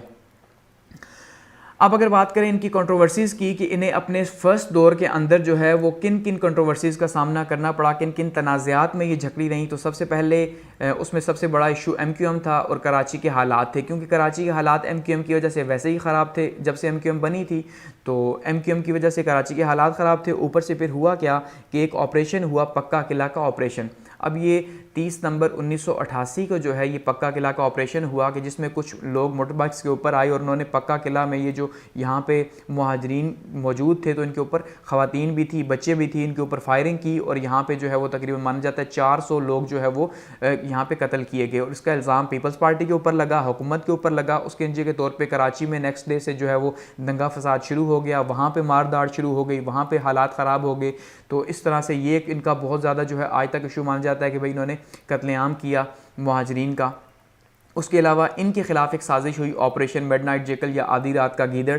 इसमें क्या हुआ कि जो आईएसआई थी उसकी एक फ़ोन कॉल जो है वो आईबी जो है उसने टैप की कि जिसमें एक कोशिश ये की जा रही थी कि बेनज़ीर साहिबा या पीपल्स पार्टी जो हैं इनके कुछ बंदे जो हैं वो ख़रीदे जाएं, और जब वोट ऑफ नो कॉन्फिडेंस जब इन्हें कहा जाए आप लें तो नतीजे के तौर पर इन्हें जब वोट ऑफ नो कॉन्फिडेंस मिलेगा तो इनकी गवर्नमेंट चली जाएगी। यानी कि आईएसआई को या आर्मी को किसी भी सूरत इनकी गवर्नमेंट जो है वो अफोर्ड नहीं थी, इंडियन रिलेशंस की वजह से भी, ठीक है, और साथ में इसलिए भी क्योंकि ये कभी भी जो है वो आर्मी के हक़ में नहीं रहे। यानी कि राइट विंग जो था वो उसी तरह से प्रॉब्लम्स क्रिएट कर रहा था, और ग़ुलाम शाह खान साहब जो थे सदर साहब वो भी जो है इस क्योंकि ऑपरेशन मिडनाइट जेकल का हिस्सा रहे हैं इस वजह से वो भी बहुत ज़्यादा अगेंस्ट थे। तो नतीजे के तौर पे उन्होंने क्या किया जी, अपनी पावर्स यूज़ की 58(2)B की, जो कि उस टाइम पे सदर के पास वो इख्तियारात थे, और कहा कि हुकूमत ने करप्शन की है, मिस यूज़ ऑफ पावर किया है, और जो जमहूरी कदरें हैं, ठीक है, उन जमहूरी कदरों का जो है उनसे इनराफ़ किया है, इसलिए इनकी गवर्नमेंट को जो है वो डिसमिस कर दिया गया, बेनज़ीर भुट्टो साहिबा की फ़र्स्ट गवर्नमेंट को, ठीक है, इन कंट्रोवर्सीज़ की वजह से। तो इनकी हुकूमत को घर भेज दिया गया। गो कि करप्शन मौजूद थी, लेकिन उसके बावजूद जो है बहुत सी चीज़ें ऐसी थी जो अच्छी भी थी, लेकिन उनको फिर जो है वो रिप्लेस कर दिया गया। आगे बढ़ते हैं, बात करते हैं नवाज शरीफ साहब के फर्स्ट एरा की। अब बेनज़ीर साहिबा का एरा 1990 के अंदर एंड हुआ तो इलेक्शंस हुए। जब इलेक्शंस हुए तो इलेक्शंस के नतीजे के तौर पे जो है वो नवाज शरीफ साहब जीते, यानी आईजेआई जीती, तो नवाज शरीफ जो है वो प्राइम मिनिस्टर बने फर्स्ट टाइम मुल्क के। इससे पहले ये 1985 से 1990 तक पंजाब के चीफ मिनिस्टर रह चुके थे। तो इनकी जब गवर्नमेंट बनी तो क्योंकि ये आर्मी के बिहाव पे आए थे, ठीक है, और आर्मी की इनको सपोर्ट हासिल थी या इस्टेब्लिशमेंट की सपोर्ट हासिल थी, तो इसलिए इनको ये एक प्रॉब्लम नहीं था। लेकिन फिर क्या हुआ कि इनकी अगर बात की जाए पॉलिसीज़ के हवाले से तो इकोनॉमिक पॉलिसीज़ में प्राइवेटाइजेशन को इन्होंने इंट्रोड्यूस करवाया, ठीक है, और 22 जनवरी को इन्होंने अनाउंस किया प्राइवेटाइजेशन को कि जितने भी इदारे जो कौमी तहवील में और जो खसारे में या नुकसान में जा रहे हैं उनको क्या करना था, उनको प्राइवेट करना था ताकि वो मुल्क के मफाद में बेहतर हो सके। लिबरलाइजेशन का एक बहुत इंपॉर्टेंट काम इन्होंने किया, यानी इकॉनमी को लिबरल कर दिया। अब इकॉनमी को लिबरल करने से क्या मुराद है कि इकॉनमी के ऊपर से जो हुकूमत का कंट्रोल था, यानी जो गवर्नमेंट कंट्रोल था इकॉनमी के ऊपर या मईशत के ऊपर, उसको ख़त्म कर दिया। क्योंकि ये एक IMF की शर्त भी थी उस टाइम पे भी, IMF से पाकिस्तान ले रहा था प्रोग्राम्स उनके, तो उन्होंने भी कहा था कि भाई आप अपनी इकॉनमी को लिबरलाइज़ करें, यानी जो गवर्नमेंट का इन्फ्लुएंस है डॉलर को कंट्रोल करने में या और चीज़ों में वो ख़त्म किया जाए। तो ये उन्होंने एक बहुत इंपॉर्टेंट स्टेप उठाया। इंफ्रास्ट्रक्चर डेवलपमेंट के ऊपर बहुत ज़्यादा काम किया, जैसे कि जानते हैं जी मोटरवे जो है इन्होंने 1992 में उसको बुनियाद रखी। इसके अलावा भी छोटे मोटे काम जो रोडें सड़कें वगैरह बनानी थी वो। अनएम्प्लॉयमेंट के लिए उन्होंने टैक्सी और लोन स्कीम जो है वो इंट्रोड्यूस करवाई कि भाई आसान एक साथ पर जो है वो ये प्रोवाइड किया जाए ताकि जो है मुल्क से बेरोज़गारी का खात्मा हो सके। एग्रीकल्चर पॉलिसी जो है उसको इंट्रोड्यूस करवाया गया, चाहे वो किसानों को चीज़ें प्रोवाइड की या उनको पैसे दिए गए कि वो बीज वगैरह या अपने लिए चीज़ें ख़रीद सकें। अच्छा, इंफ्रास्ट्रक्चर डेवलपमेंट हो गया। मज़ीद इनके जो काम थे अगर उनकी बात की जाए तो लोन स्कीम इन्होंने जो है वो इंट्रोड्यूस करवाई 3 तरह की, जिसमें 50,000, 1.5 लाख और 3 लाख जो है ये 3 तरह की इस तरह की वो लोन स्कीम्स इंट्रोड्यूस करवाई गई। लेबर पॉलिसी इंट्रोड्यूस करवाई, स्केल 1 से लेके स्केल 16 तक जो है वो एडहॉक अलाउंस जो है वो दिया गया गवर्नमेंट या जो सेमी गवर्नमेंट के इदारे थे उनमें जो एम्प्लॉयज़ थे उनको। अच्छा, NFC अवार्ड जो है ये इसको जो है इसका साइन किया गया, यानी कि नेशनल फाइनेंस कमीशन सूबों के बीच में जो पैसों की तकसीम थी ये उसमें जो है बहुत ज़्यादा इंपॉर्टेंट थी। इससे पहले इसके ऊपर झगड़ा होता था, लेकिन नेशनल फाइनेंस कमीशन के अंदर जो है वो हर सूबे का हिस्सा बता दिया गया कि भाई 4 सूबे हैं तो इनका ये हिस्सा है। इसी तरह से इंडस रिवर सिस्टम अथॉरिटी जो है ये कायम की गई, यानी कि सूबों का पानी के ऊपर भी झगड़ा होता था कि सिंध कहता पंजाब ज़्यादा ले लेता है, पंजाब कहता सिंध ज़्यादा ले लेता है, तो उसमें इन्होंने क्या किया जी, एक अथॉरिटी बना दी कि ये तय करेगी कि किस सूबे को कितना पानी चाहिए और उतना ही मिलेगा। अच्छा, एक्सपोर्ट्स जो है वो इंक्रीज़ हुई, तकरीबन 12% जो है वो एक्सपोर्ट्स नवाज शरीफ के इस दौर में इंक्रीज़ हुई। फॉरेन इन्वेस्टमेंट जो है वो इंक्रीज़ हुई काफ़ी ज़्यादा इनके दौर में। बैतुल माल जो है वो उसका क़याम किया गया ताकि जो है वो गरीबों की मदद की जा सके। शरिया बिल जो है वो पास किया गया, जितने भी लॉज़ हैं उनको इस्लाम के मुताबिक बनाने के लिए जो है वो इस्लामी यानी कवानीन को प्रमोट करने के लिए शरिया बिल पास किया गया। लेबर पॉलिसी जो है वो इंट्रोड्यूस करवाएगी ग्रेड 1 to 15, ये दोबारा से वहीं पे आ रहा है। अच्छा, मोटरवे जो है उसका भी जो है वो संगे बुनियाद रखा गया 1992 में, जो लेकिन सेकंड टर्म में 1997 में कंप्लीट हुई। ड्रॉबैक्स की बात करें तो क्या क्या ड्रॉबैक्स रहे उसमें, एक तो प्रेसिडेंट के साथ जो रिलेशंस थे वो ज़्यादा बेहतर नहीं हो सके नवाज शरीफ साहब के। क्यों? क्योंकि जो 8th अमेंडमेंट थी ये काफ़ी मसला बना हुआ था। 8th अमेंडमेंट की जो पावर थी वो सदर के पास थी और सदर साहब इसे प्राइम मिनिस्टर को देना नहीं चाहते थे, इस वजह से। दूसरा, करप्शन जो है इनके दौर में बहुत ज़्यादा हुई नवाज शरीफ साहब के, क्योंकि माना जाता है जितने भी इन्होंने ठेके दिए या जितनी भी प्राइवेटाइजेशन की पॉलिसी रही, इसमें हर जगह पे बहुत ज़्यादा करप्शन हुई और इन्होंने खुद ही थर्ड पार्टी बन के जो है इन चीज़ों को या इन इदारों को ख़रीदा या इन जितने भी ठेके थे उनको लिया। तो ये के ऊपर इल्ज़ाम है।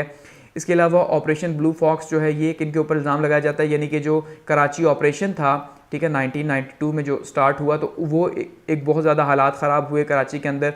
कोऑपरेटिव हाउसेज सोसाइटी का एक स्कैंडल रहा कि जिसमें इन्होंने जो है वो तकरीबन 8 लाख के करीब जो है लोगों से पैसे लिए कि भाई आपको सस्ते दामों घर दिए जाएंगे, लेकिन वो पैसे जो है वो इत्तफाक स्टील के अंदर या इत्तफाक फाउंड्री के अंदर लगा दिए गए, जिसके ऊपर काफ़ी ज़्यादा इनकी जगहसाई भी हुई, जो बाद में इन्होंने वापस कर दिए।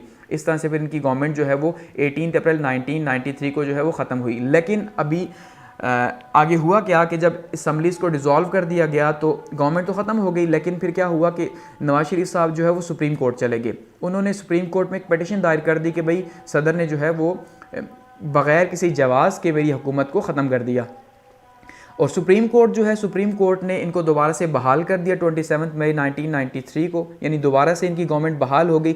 लेकिन क्योंकि अब वो जो ट्रस्ट बना हुआ था वो टूट चुका था। एक साइड पे आर्मी जो थी, अब आर्मी भी जो है वो नहीं चाह रही थी नवाज शरीफ साहब की गवर्नमेंट को, दूसरी तरफ से जो प्रेसिडेंट साहब थे वो भी जो है उनके बीच में भी इशूज़ चल रहे थे। तो इस तरह से फैसला ये हुआ कि दोनों ही जो है वो जाएंगे, यानी प्राइम मिनिस्टर भी रिज़ाइन करे और प्रेसिडेंट भी रिज़ाइन करे और नए सिरे से जो है वो इलेक्शंस हों। तो इस तरह फिर दोनों को ही जो है वो 18 जुलाई 1993 को घर जाना पड़ गया। और वसीम सज्जाद साहब जो थे, जो उस टाइम पे सेनेट के चेयरमैन थे, ये एक्टिंग प्रेसिडेंट बने और मोइन कुरैशी जो हैं इनको इंटरिम प्राइम मिनिस्टर बनाया गया।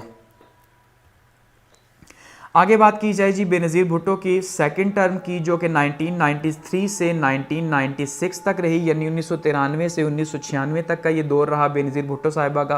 पहले हमने देखा कि 3 साल या तकरीबन 2.5 साल जो है ये इनकी हुकूमत रही, लेकिन करप्शन के चार्जेस के ऊपर चली गई, ठीक है। अब सेकंड टर्म इलेक्शंस होते हैं दोबारा से और इनकी गवर्नमेंट बनती है। तो सेकंड टर्म में जब इनकी गवर्नमेंट बनी तो 19 अक्टूबर 1994 को इनकी गवर्नमेंट बनी, और सिंध और पंजाब के अंदर इनकी गवर्नमेंट बनी स्टार्ट के अंदर, और खैबर पख्तूनख्वा और बलूचिस्तान के अंदर जो है वो PMLN की, यानी कि नवाज शरीफ साहब की जो है गवर्नमेंट बनी। लेकिन फिर क्या हुआ कि बाद में इन्होंने KPK के अंदर भी और बलूचिस्तान के अंदर भी अपनी ही गवर्नमेंट बना ली नवाज शरीफ साहब की गवर्नमेंट को ख़त्म करके। तो ये एक इनका जो है वो पॉलिटिकल एक मूव थी। चैलेंजेस की बात की जाए तो इस्टेब्लिशमेंट इनके फर्स्ट टर्म में बहुत बड़ा चैलेंज इस्टेब्लिशमेंट के साथ रहा, अपोजिशन के साथ रहा, और इकॉनमी एक बहुत बड़ा चैलेंज था, क्योंकि पाकिस्तान की इकॉनमी बहुत ही टफ हालात से गुजर रही थी, जैसे आज आप देख रहे हैं। तो इस्टेब्लिशमेंट के साथ उन्होंने फिर क्या किया, सेकंड टर्म में हालात को बेहतर रखने की कोशिश की और बहुत ही केयर से, बहुत ही ध्यान से जो है इन्होंने अपनी जो है वो कैबिनेट बनाई, ताकि दोबारा से आर्मी के साथ जो है या ब्यूरोक्रेसी के साथ हालात ख़राब ना हो, क्योंकि समझ गई थी कि इनके बिना गवर्नमेंट करना मुश्किल है। अपोजिशन तो खैर चैलेंज बनी ही रही। बात कीजिए अगर अचीवमेंट्स की, तो अचीवमेंट्स में या इनके जो वर्क्स हैं उनमें तो KPK के अंदर इन्होंने गवर्नमेंट बनाई, बलूचिस्तान के अंदर गवर्नमेंट बनाई, US के साथ रिलेशंस को बेहतर किया इन्होंने, वुमेन राइट्स के ऊपर काम किया। गो के इल्ज़ाम ये लगता है कि इन्होंने वुमेन राइट्स के ऊपर कोई काम नहीं किया और कोई भी जो मेजर जो यानी कि अमेंडमेंट है कॉन्स्टिट्यूशन के अंदर वो नहीं हो सकी, या इवन ख़ास करके जो हुदूद ऑर्डिनेंस थे, ठीक है, वो बहुत ज़्यादा तनकीद का निशाना बनाया गया इन्हें ख़वातीन की तरफ से कि भाई हुदूद ऑर्डिनेंस जो ज़िया उल हक साहब ने जो है वो इंट्रोड्यूस करवाए थे, तो वो अभी तक जो है वो आपने चेंज नहीं किए, ठीक है, तो उनको वो चेंज नहीं कर सकी। इसी तरह से लिटरेसी जो है इसको इम्प्रूव किया गया, हेल्थ केयर की जो फैसिलिटीज़ थी उसको इम्प्रूव किया गया, ड्रग्स ट्रैफिकिंग जो है इसको कंट्रोल किया गया। अच्छा, फॉरेन पॉलिसी जो है इसको रिव्यू किया गया, लेकिन अब फॉरेन पॉलिसी क्योंकि ये समझ चुकी थी कि फ़ौज के बिना फॉरेन पॉलिसी नहीं बन सकती, तो फ़ौज के साथ ही इन्होंने मिलकर बनाई, और कश्मीर इशू के ऊपर भी जो है इन्होंने काफ़ी स्टैंड लिया, लेकिन इंडिया के साथ हालात को भी साथ में इन्होंने जो है वो इम्पोर्टेंस दी इंडियन रिलेशंस के साथ।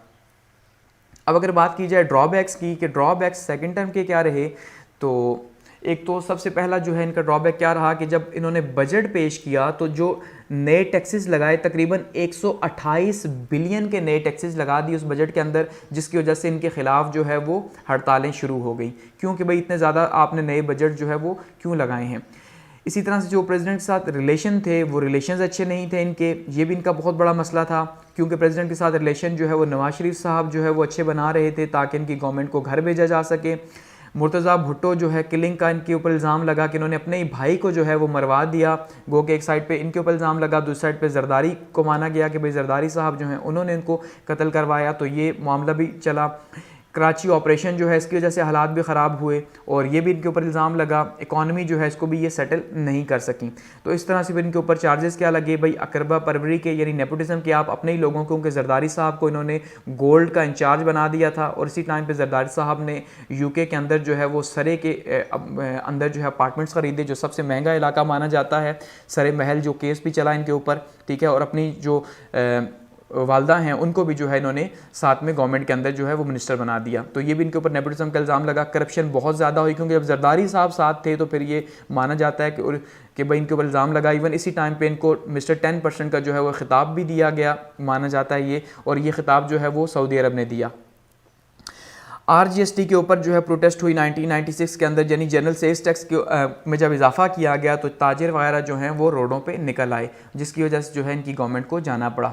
और अपॉइंटमेंट्स ऑफ जजेस जो है इसके ऊपर भी जो है इनका बहुत ज़्यादा मसला जो है फारूक लगारी साहब के साथ चल रहा था, जिसकी वजह से फिर उन्होंने क्या किया जी, 5 नवंबर 1996 को इनकी गवर्नमेंट को भी घर भेज दिया इन्हीं चार्जेस के ऊपर। और बेनज़ीर जो है सुप्रीम कोर्ट गई कि शायद नवाज शरीफ साहब की तरह कोई इन्हें भी फेवर मिले, लेकिन सुप्रीम कोर्ट ने कोई फेवर नहीं दिया और नए इलेक्शंस जो है वो अनाउंस हो गए।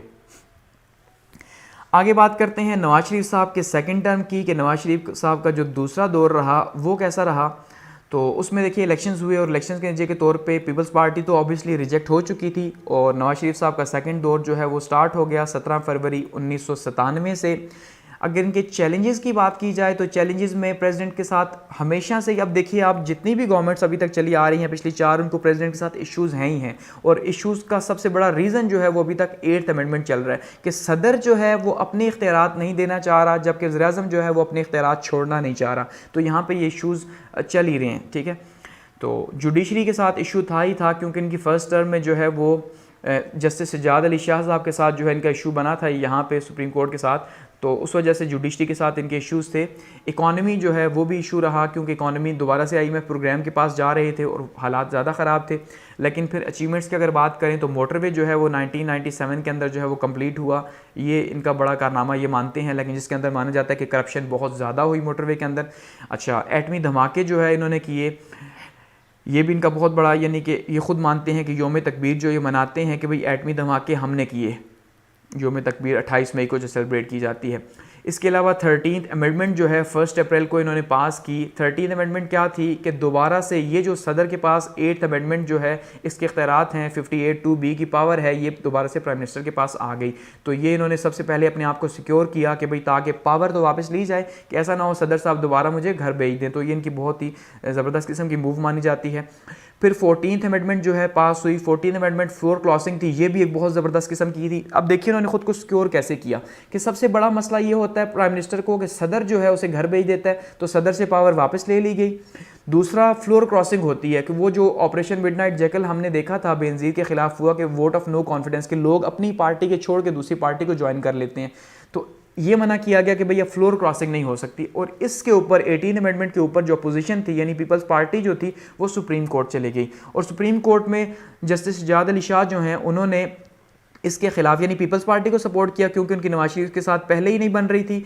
तो नतीजे के तौर पे क्या हुआ कि फिर सुप्रीम कोर्ट के ऊपर हमला हो गया। नवाज शरीफ साहब के जो जितने भी वर्कर्स थे उन्होंने सुप्रीम कोर्ट के ऊपर हमला कर दिया और फिर सुप्रीम कोर्ट के इवन जजेस जो हैं उन्होंने ही कह दिया कि जो जस्टिस सज्जाद अली शाह साहब इनके अपॉइंटमेंट जो है वो गैर कानूनी और इस तरह अजमल मियाँ को जो है वो नया चीफ जस्टिस बनाया गया। तो ये भी बड़ी कंट्रोवर्सी इनकी रही।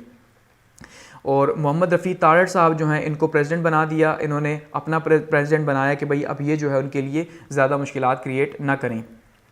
उसके बाद जो है वो न्यूक्लियर टेस्ट हुए 11 और 13 मई को जो है वो 1998 को इंडिया ने जो है वो न्यूक्लियर टेस्ट किए और इस तरह से 28 मई 1998 को पाकिस्तान ने उसके जवाब में जो है वो न्यूक्लियर टेस्ट किया और इसका सारे का सारा क्रेडिट नवाज शरीफ साहब लेते हैं कि भाई उन्होंने जो है एटम बम तो कब से बना हुआ था लेकिन किसी गवर्नमेंट में इतनी ज़रूरत नहीं हो रही थी कि वो जो है वो एटमी धमाके कर सके क्योंकि इंटरनेशनल सेंक्शंस जो थी उनकी बहुत ज़्यादा ख़तरा था, लेकिन इसके बावजूद इंटरनेशनल सेंक्शंस लगी तो खैर उन्होंने एटमी धमाके कर दिए और इसमें पब्लिक में भी इनकी बहुत ज़्यादा यानी जो आवाम में बड़ी वाह भी हुई इनकी।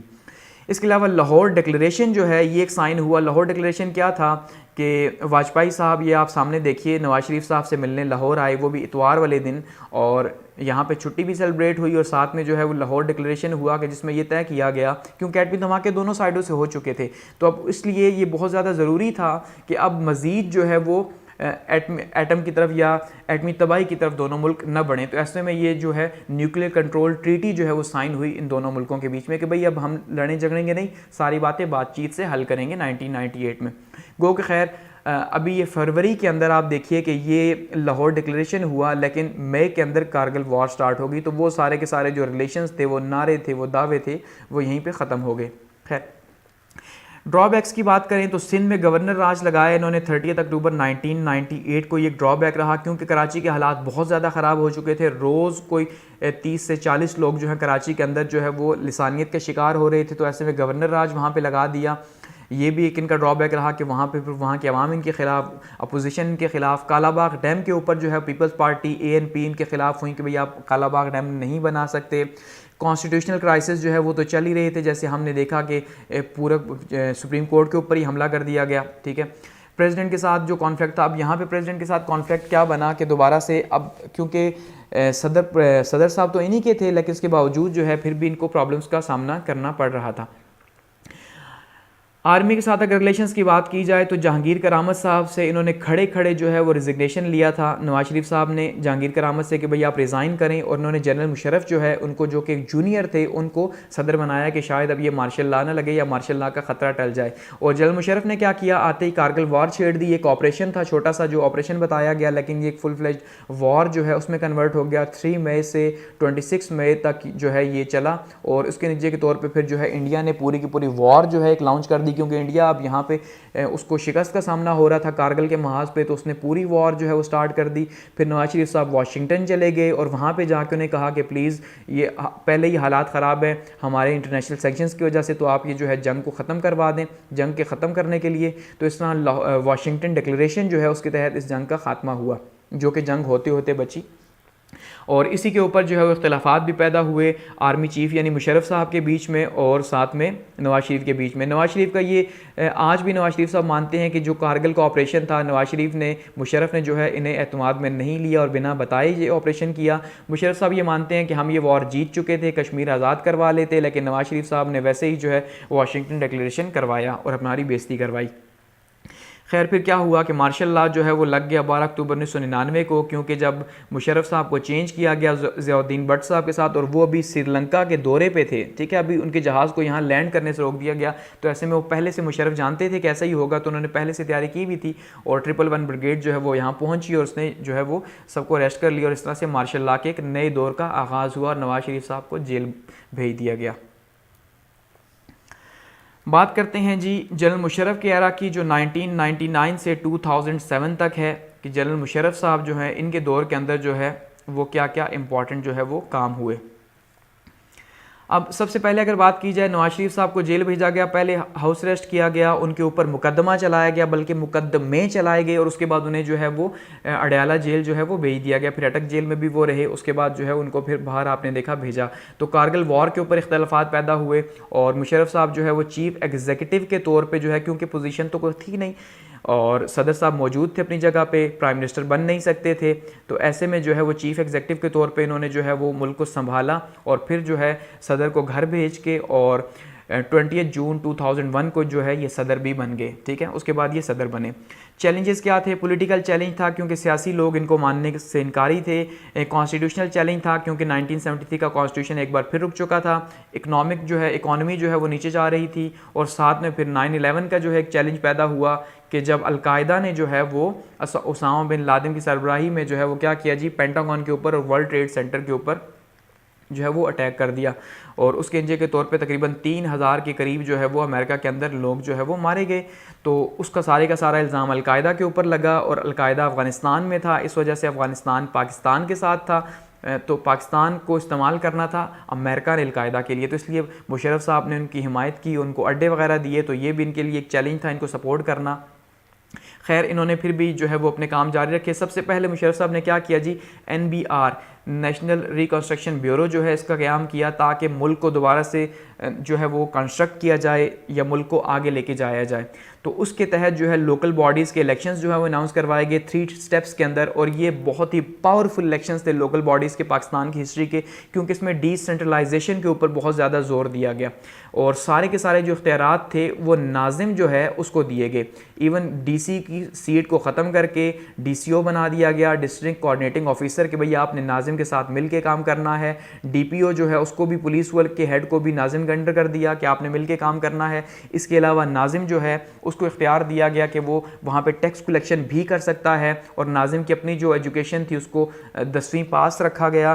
तो ये 3 लेयर्स के ऊपर जो है वो मुश्तमिल था, जिसके अंदर जो है वो पहले यूनियन कौंसिल थी, फिर तहसील कौंसिल थी, और उसके बाद जो है वो ज़िला कौंसिल थी। तो ये 3 लेयर्स थी। जो यूनियन कौंसिल थी इसके इलेक्शंस होने थे डायरेक्ट इलेक्शंस, लेकिन जो तहसील कौंसिल थी या ज़िला कौंसिल थी, इन दोनों के इलेक्शंस होने थे इनडायरेक्ट, कि भाई अब जो यूनियन कौंसिल के लोग इलेक्ट हो चुके हैं अब उनके थ्रू जो है इनको इलेक्ट किया जाना था। तो ये पूरे का पूरा स्ट्रक्चर बनाया गया और बहुत ही शानदार किस्म का ये स्ट्रक्चर था, और 2005 में इसमें चेंजिंग की गई और दोबारा से 2005 का लोकल गवर्नमेंट एक्ट भी जो है वो लागू किया गया। लेकिन ऐसी गवर्नमेंट जो है जो हकीकत में जो है इतनी ज़्यादा एम्पावर थी, इससे पहले उसके बाद पाकिस्तान में लोकल बॉडीज़ के अंदर देखने को नहीं मिली।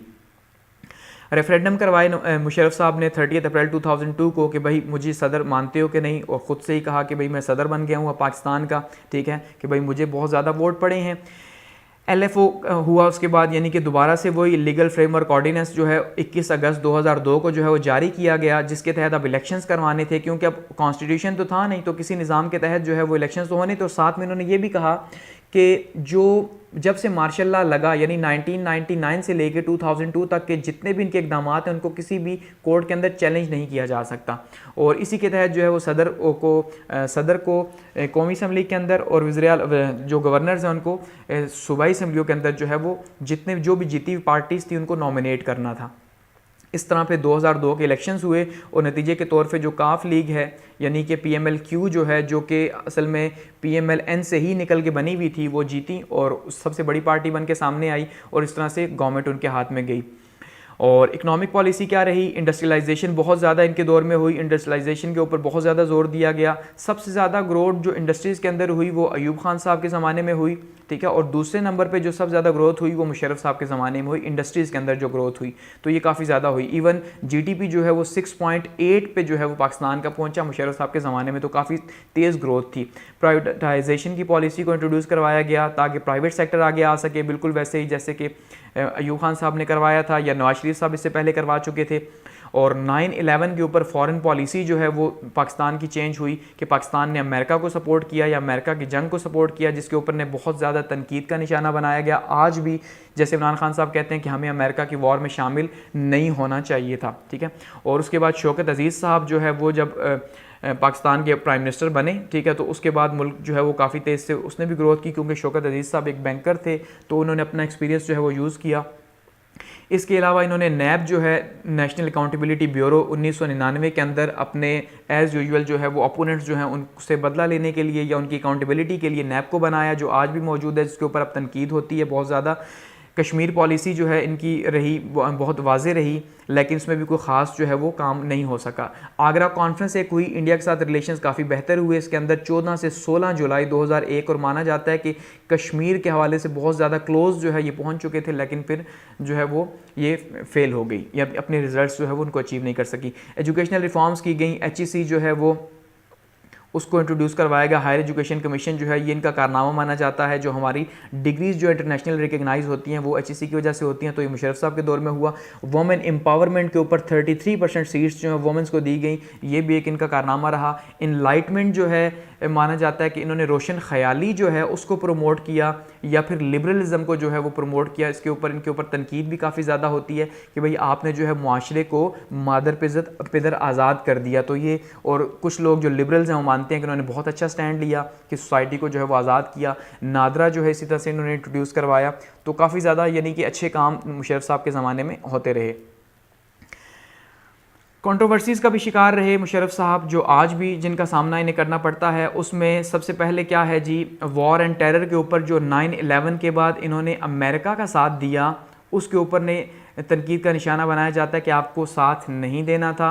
2002 के इलेक्शंस जो है धांधली ज़्यादा थे, इन्होंने काफ लीग बनाई अपनी फ़ायदे के लिए। इसी तरह से लाल मस्जिद का ऑपरेशन जो है वो किया गया, तो इसके ऊपर भी बहुत ज़्यादा इनको तनकीद का निशाना बनाया जाता है कि इस्लामाबाद के अंदर लाल मस्जिद का जो ऑपरेशन है आपने जुल्म किया।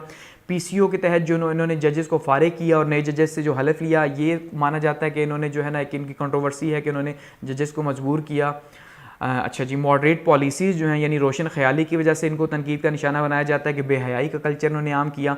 17th अमेंडमेंट जो है इन्होंने पास की, यानी कि दोबारा से वो जो 58(2)B जो था दोबारा से उसको जो है ना 58(2)B की जो पावर्स थी वो सारी की सारी दोबारा से इन्होंने 17th अमेंडमेंट के तहत अपने पास ले ली, यानी सदर के पास असम्बली तोड़ने का इख्तियार वापस चला गया, जो फिर बाद में जरदारी साहब के दौर में जो है वो 18th अमेंडमेंट के तहत वापस गया।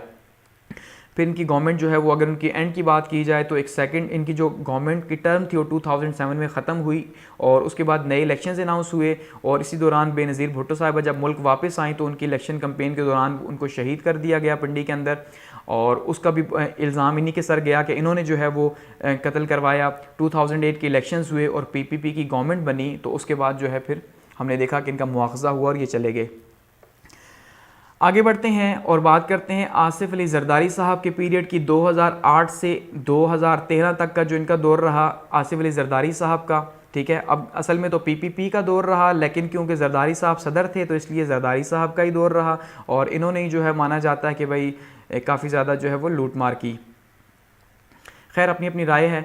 अब यूसुफ रज़ा गिलानी जो है वो एज ए प्राइम मिनिस्टर जो है वो सामने आए, उनको प्राइम मिनिस्टर इलेक्ट किया गया और प्राइम मिनिस्टर जो है वो किसने इलेक्ट किया? PPP प्लस PMLN, यानी कि PMLN और PPP की जो गवर्नमेंट है वो एक मखलूत हुकूमत के तौर पे सामने आई, तो इनके दोनों के कैंडिडेट्स थे ये, ठीक है, क्योंकि ज़्यादा सीट्स तो PPP के पास थी।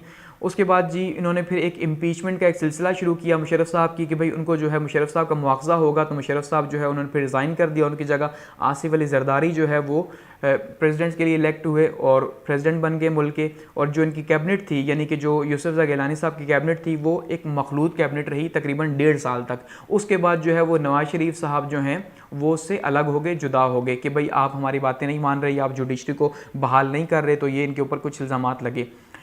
इन्होंने क्या किया जी, प्रोविंशियल ऑटोनॉमी जो है उसमें काम किया, ख़ास करके 18th अमेंडमेंट जो है आज भी पीपल्स पार्टी बहुत ज़्यादा मानती है कि अगर जरदारी साहब चाहते तो ये 18th अमेंडमेंट पास ना होती, लेकिन उन्होंने ऐसा किया कि जो 1973 का कॉन्स्टिट्यूशन है जो पीपल्स पार्टी ने ही बनाया था, जो इस तरह लेती है, तो उन्होंने उसकी असली शक्ल में बहाल कर दिया।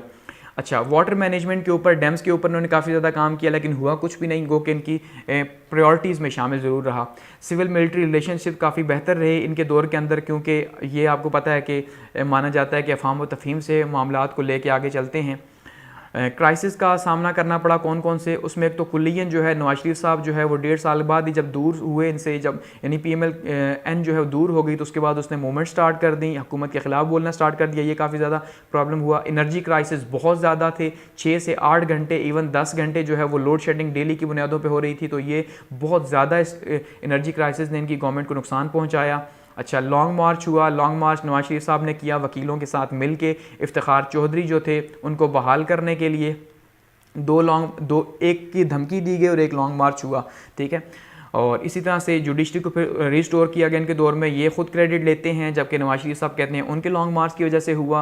रेंटल पावर के ऊपर जो है इनको काफ़ी ज़्यादा तनकीद का निशाना बनाया गया कि उसके ऊपर उन्होंने बहुत ज़्यादा करप्शन की और पैसा खाया। तो करप्शन के ऊपर तो खैर आप जानते ही हैं कि नवाज जरदारी साहब जो हैं वो हमेशा से ही जो है उनको इल्ज़ामात की जद में ही वो रहते हैं करप्शन की वजह से, क्योंकि उनको जो है टाइटल दिया गया था मिस्टर 10% का। आगे बात करते हैं जी नवाज शरीफ साहब के थर्ड टर्म की, 2013 से 2018 की, कि नवाज शरीफ साहब जो हैं वो उन्होंने जो है वो थर्ड टर्म में आए तो क्या क्या किया। तो 2013 के जनरल इलेक्शंस हुए, उसमें पीपल्स पार्टी और PMLN और PTI जो है 3 बड़ी पार्टीज़ जो हैं वो सामने आई और तीनों ही जो है कहीं ना कहीं अपनी सीट जो है वो सिक्योर करने में कामयाब रहीं। PMLQ जो है उसकी जो गवर्नमेंट बनी, PMLN की सॉरी, तो ये गवर्नमेंट बनी जो है वो सेंटर के अंदर और पंजाब के अंदर यानी नवाज शरीफ साहब की गवर्नमेंट बनी, सिंध के अंदर पीपल्स पार्टी गवर्नमेंट बनी और खैबर पख्तूनख्वा में जो है वो इमरान खान साहब की या PTI की गवर्नमेंट बनी। तो काफ़ी ज़्यादा मुश्किल रहा इनके लिए, क्योंकि इनको एब्सोल्यूट मेजॉरिटी नहीं मिली। पीटीआई ने क्या किया जी, इलेक्शन रिगिंग के ऊपर पूरी की पूरी कंपेन स्टार्ट कर दी इलेक्शंस के फ़ौरन बाद ही कि भाई धांधली हुई है, और उन्होंने कहा 4 हलके खोल दो।